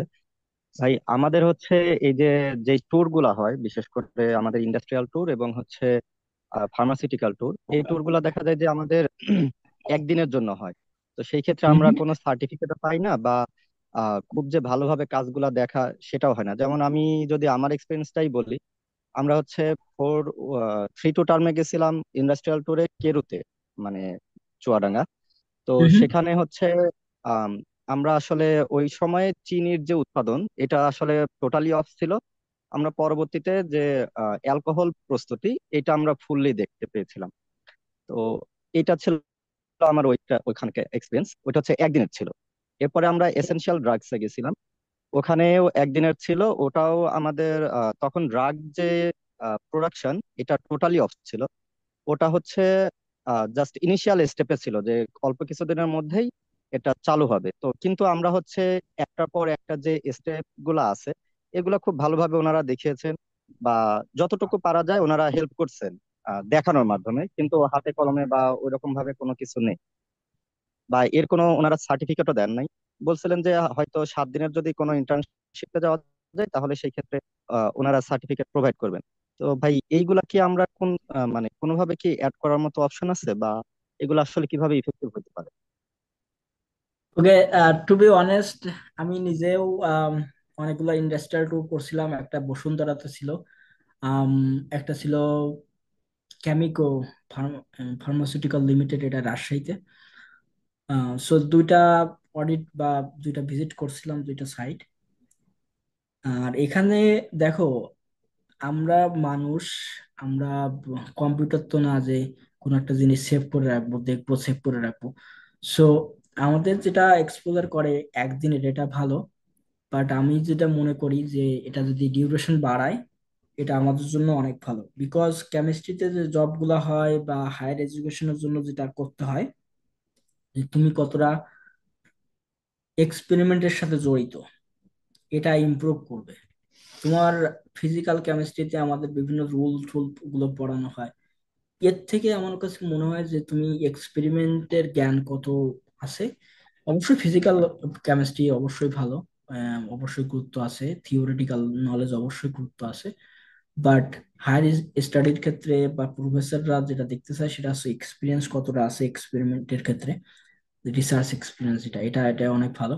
সো এটা যেটা করতে হবে সেটা হচ্ছে একদিনে তুমি কতই বা শিখবা, তাই না? তোমাকে দেখাচ্ছে একটা ইন্ডাস্ট্রি ঘুরে যদি কিউসি পুরো দেখাই দেয়, তা তুমি মানে মেমোরিতে তো তুমি ফটো ফটো মেমোরি তো তোমার না, আমি জানি তো। আই মিন, হইলে তো ভালো। সো যতদূর পারা যায় শেখা উচিত। আমাদের স্যারদের ডিউরেশনটা যদি বাড়ায় তারা, সেটা অবশ্যই ভালো। আর আমি পার্সোনালি আমি অ্যাড করছিলাম আমার সিভিতে এই এক্সপিরিয়েন্স গুলা। তো এটা অবশ্যই ভালো একটা পয়েন্ট, তুমি অ্যাড করতে পারবা। আর কি কি দেখছো এই ব্যাপারগুলো লিখতে পারো। ডিটেলসে না লেখো, অন্তত শর্ট করে লিখতে পারো। সো হ্যাঁ, এটা অ্যাড করা যায় এবং অ্যাড করা দরকার। ধন্যবাদ ভাই। ভাই, ছোট্ট একটা কোশ্চেন ছিল একদম শেষ। হুম। সেটা হচ্ছে যে আমাদের তো অন এভারেজ অনেক কিছু লিখার মতো দেখলাম আর কি, মানে 4th ইয়ার কমপ্লিট করা পর্যন্ত অনেক কিছু মোটামুটি সিভিতে লেখা মতো যায়। তো এই ক্ষেত্রে তো 2 পেজ কাভার মানে ওভার হয়ে যায়, সেই ক্ষেত্রে আসলে কি করা যেতে পারে? আম, অনেক কিছু। আমি প্রথম থেকে বলছি যে সিবিটা আনলিমিটেড পেজ। এখানে যত দূর অ্যাড করা যায় করা উচিত, but not more than 7 years. মানে বিগত 7-8 বছরের এক্সপিরিয়েন্স শেয়ার করাটাই বেটার। নট লাইক এইচএসসি বা এসএসসির রেজাল্ট বা কি করছো এগুলো না, শুধুমাত্র আন্ডারগ্রাড আর যদি গ্রাজুয়েশন করো, সেটা অ্যাড করাটা বেটার। জি ভাই, কিন্তু অনেকে অনেক সময় সাজেশন দেয় যে অ্যাডমিশন পারপাসে 2 পেজের বেশি না হওয়াটাই বেটার বা এরকম। দেখো, আমি কেমিস্ট্রি সম্পর্কে তুমি কি বা লিখবা? তুমি কয়টা এক্সপেরিমেন্ট করছো এটা লিখতে পারো, কয়টা পাবলিকেশন করছো এটা লিখতে পারো, যেটা দরকার। তুমি কমিউনিটি সার্ভিস বা অন্যান্য যে এক্সপেরিমেন্ট গুলো আছে যদি রিলেটেড না হয় অ্যাডমিশনের রিলেটেড, তাহলে আমি কেন ওটাতে সময় নষ্ট করে দেখতে যাবো ওটা? যদি আমি রিক্রুটার হই, কেন দেখবো আমি এটা? তুমি 2-4 পেজ লিখলা, তো 4 পেজ পড়ার জন্য তো আমার সময় দরকার বা আমার আগ্রহ দরকার। তো তোমার আগের এক্সপিরিয়েন্স যদি দেখে আমার ভালো লাগে, আমি নিয়ে নিব। লাস্টে যদি তোমার কিছু না থাকে তখন ওই ইগুলো অ্যাড করতে হয়। বাট তোমার যদি পর্যাপ্ত সাফিসিয়েন্ট ইনফরমেশন থাকে কেমিস্ট্রি রিলেটেড বা এক্সপিরিয়েন্স থাকে, সো সেটাই অ্যাড করাটাই বেটার। তুমি আহ, অন্যান্য সাইডের জিনিস আমি অতটা প্রিফার করি না। জি ভাই, বুঝতে পারছি। ভাই, আমাদের কাছে আর একটা কোশ্চেন আছে। হুম? আহ জানাব ফেরদৌস মিতু কোশ্চেন করছেন, if anyone wants to go abroad for study, then MS or PhD, which one is better for go? এটা অনেকেরই কোশ্চেন। মাস্টার, এই দুইটার মধ্যে কোনটা বেটার অ্যাকচুয়ালি? প্রথম কথা, যে এমএসএ আসতে পারা, ইউ আর সো লাকি যদি আসতে পারো। So so lucky. আম, এটা যতটা বাংলাদেশ থেকে বোঝা যায় না, ততটা এখানে এসে বুঝতে পারবা। প্রথম কথা, তুমি যদি এমএস করো, এমএস করে এখানে জবে ঢুকতে পারবা। আমি ইউএস এর কথাই বলতেছি, আমি ইউরোপের সম্পর্কে বেশি একটা অ্যাওয়ার না। সো ইউএসএ তে জব আছে, প্রচুর জব আছে। এমএস এর বেশি জব পিএইচডি থেকে। সো যদি এমএস এ আসতে চাও বা আসতে পারো, it is the best option I would say. Then MS করার পরে অনেক ভালো ইউনিভার্সিটিতে যাওয়া যায়, টপ 10-এ যাওয়া যায়। ইভেন তুমি যদি ভালো রিসার্চ হয়, তুমি হার্ভার্ড এমআইটি তে যাইতে পারবা। So it's very very good option to come MS. But problem হচ্ছে এখানে ফান্ডিং কম থাকে। সো তুমি যদি বেস্ট অপশনটা চুজ করতে চাও, তাহলে আগে থেকে ট্রাই করতে হবে। 4th ইয়ার থেকে প্রফেসরদের নক করতে হবে, তোমার সবকিছু রেডি থাকতে হবে। সো তোমার আগের থেকে প্ল্যান থাকবে যে তুমি এখানে এমএস করবা। এমএস করার পরে তারপরে সে প্ল্যান করতেছো যে এমএস করবা। So that is kind of West of time আমি বলবো। আর যে ব্যাপারটা, এমএস এ ফান্ডিং অ্যারেঞ্জ করা একটু টাফ। সো তোমার দেখা যাচ্ছে যে স্কিল গুলো থাকে, এগুলো ডেভেলপ করতে হবে। তোমার জিআরই স্কোর বা আইএলস স্কোর এগুলো যদি ভালো থাকে, তাহলে তুমি এমএস এ অ্যাডমিশন পাবা। আমি মনে করি যারা বাইরের থেকে আসে তারা মূলত ফুল স্কলারশিপ নিয়েই আসে। সো ইউএস এর ক্ষেত্রে যেটা হয়, তোমাকে এখানে কাজ করতে দিবে না। সো কাজ করতে দিবে না বলতে, যে তুমি একাডেমিক কাজ ছাড়া কিছু করতে পারবা না। সো তোমাকে টিএ করতে হবে অথবা আরএ করতে হবে, এবং তারা সাফিসিয়েন্ট একটা মানি দেয়। মানি নিয়ে বেশি একটা ভাবার দরকার নেই। যদি full scholarship, that's mean you are safe. তুমি দেখা যাচ্ছে বিভিন্ন জায়গায় বিভিন্ন ধরনের স্কলারশিপ দেয়। মোস্ট ফর এক্সাম্পল লাইক নিউ ইয়র্কে তুমি অ্যাডমিশন পাইছো, ওখানে তোমাকে ফান্ডিং দেখা যাচ্ছে $4,000 দিচ্ছে।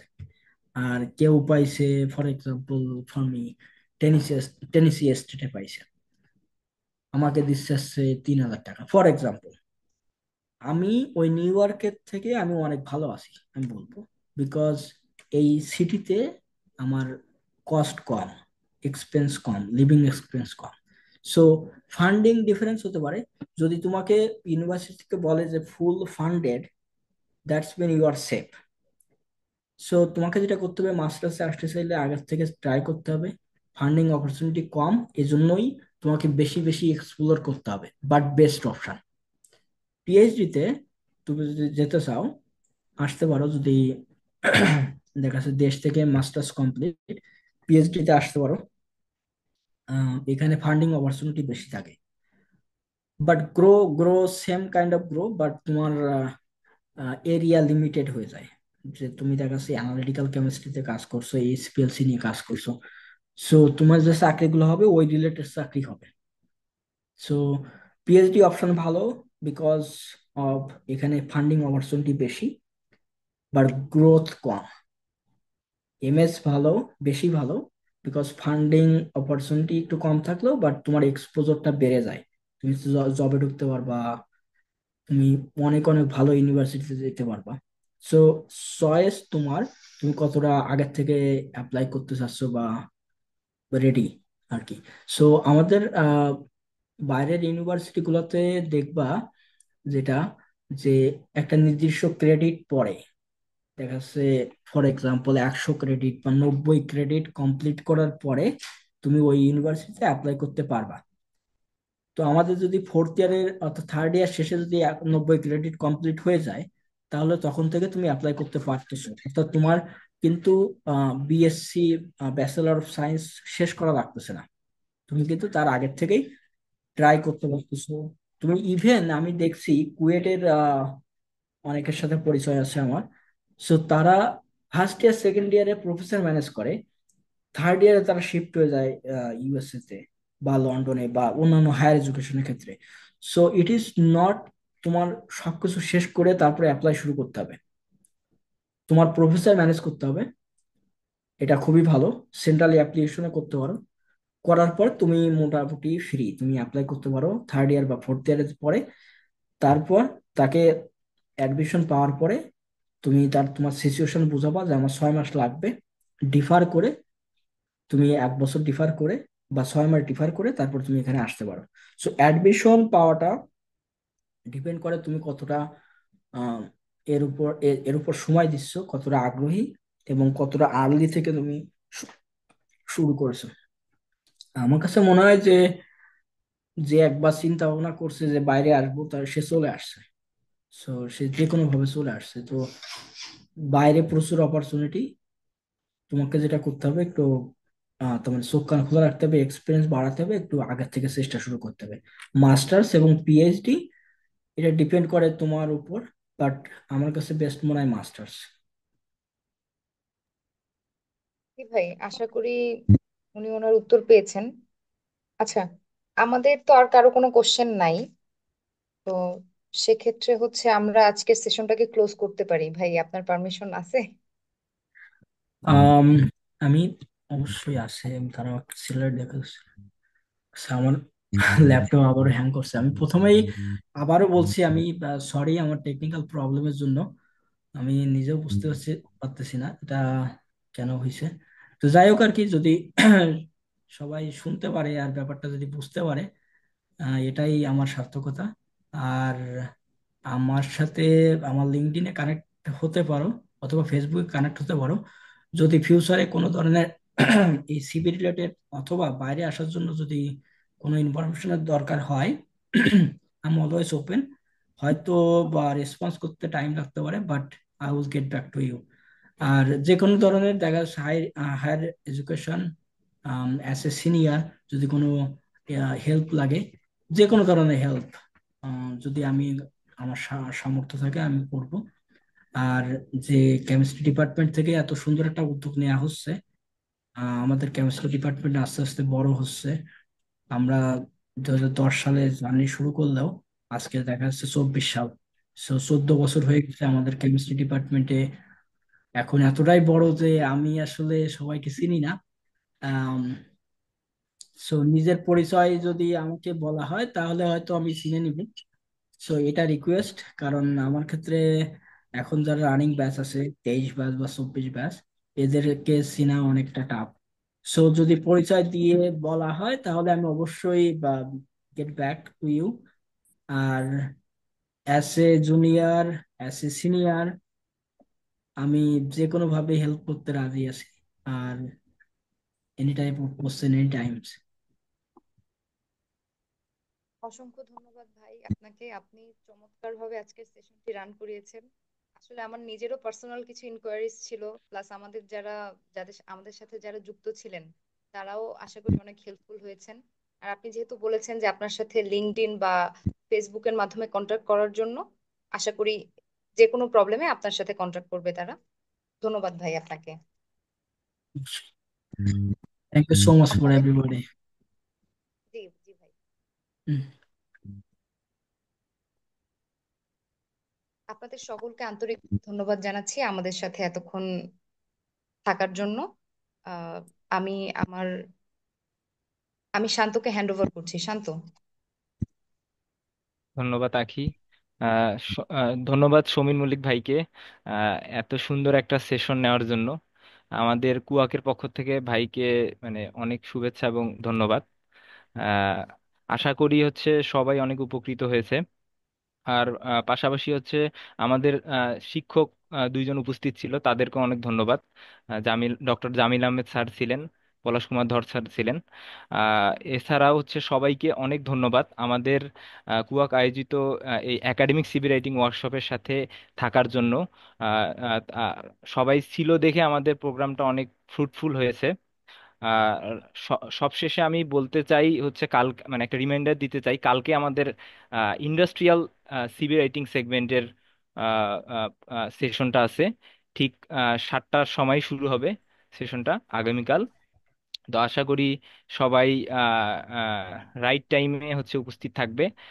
সবাইকে আহ, আগামীকালকে সেশনে উপস্থিত থাকার আহ্বান জানিয়ে আমি আজকের মতো আমাদের সেশন শেষ করতেছি। সবাইকে ধন্যবাদ।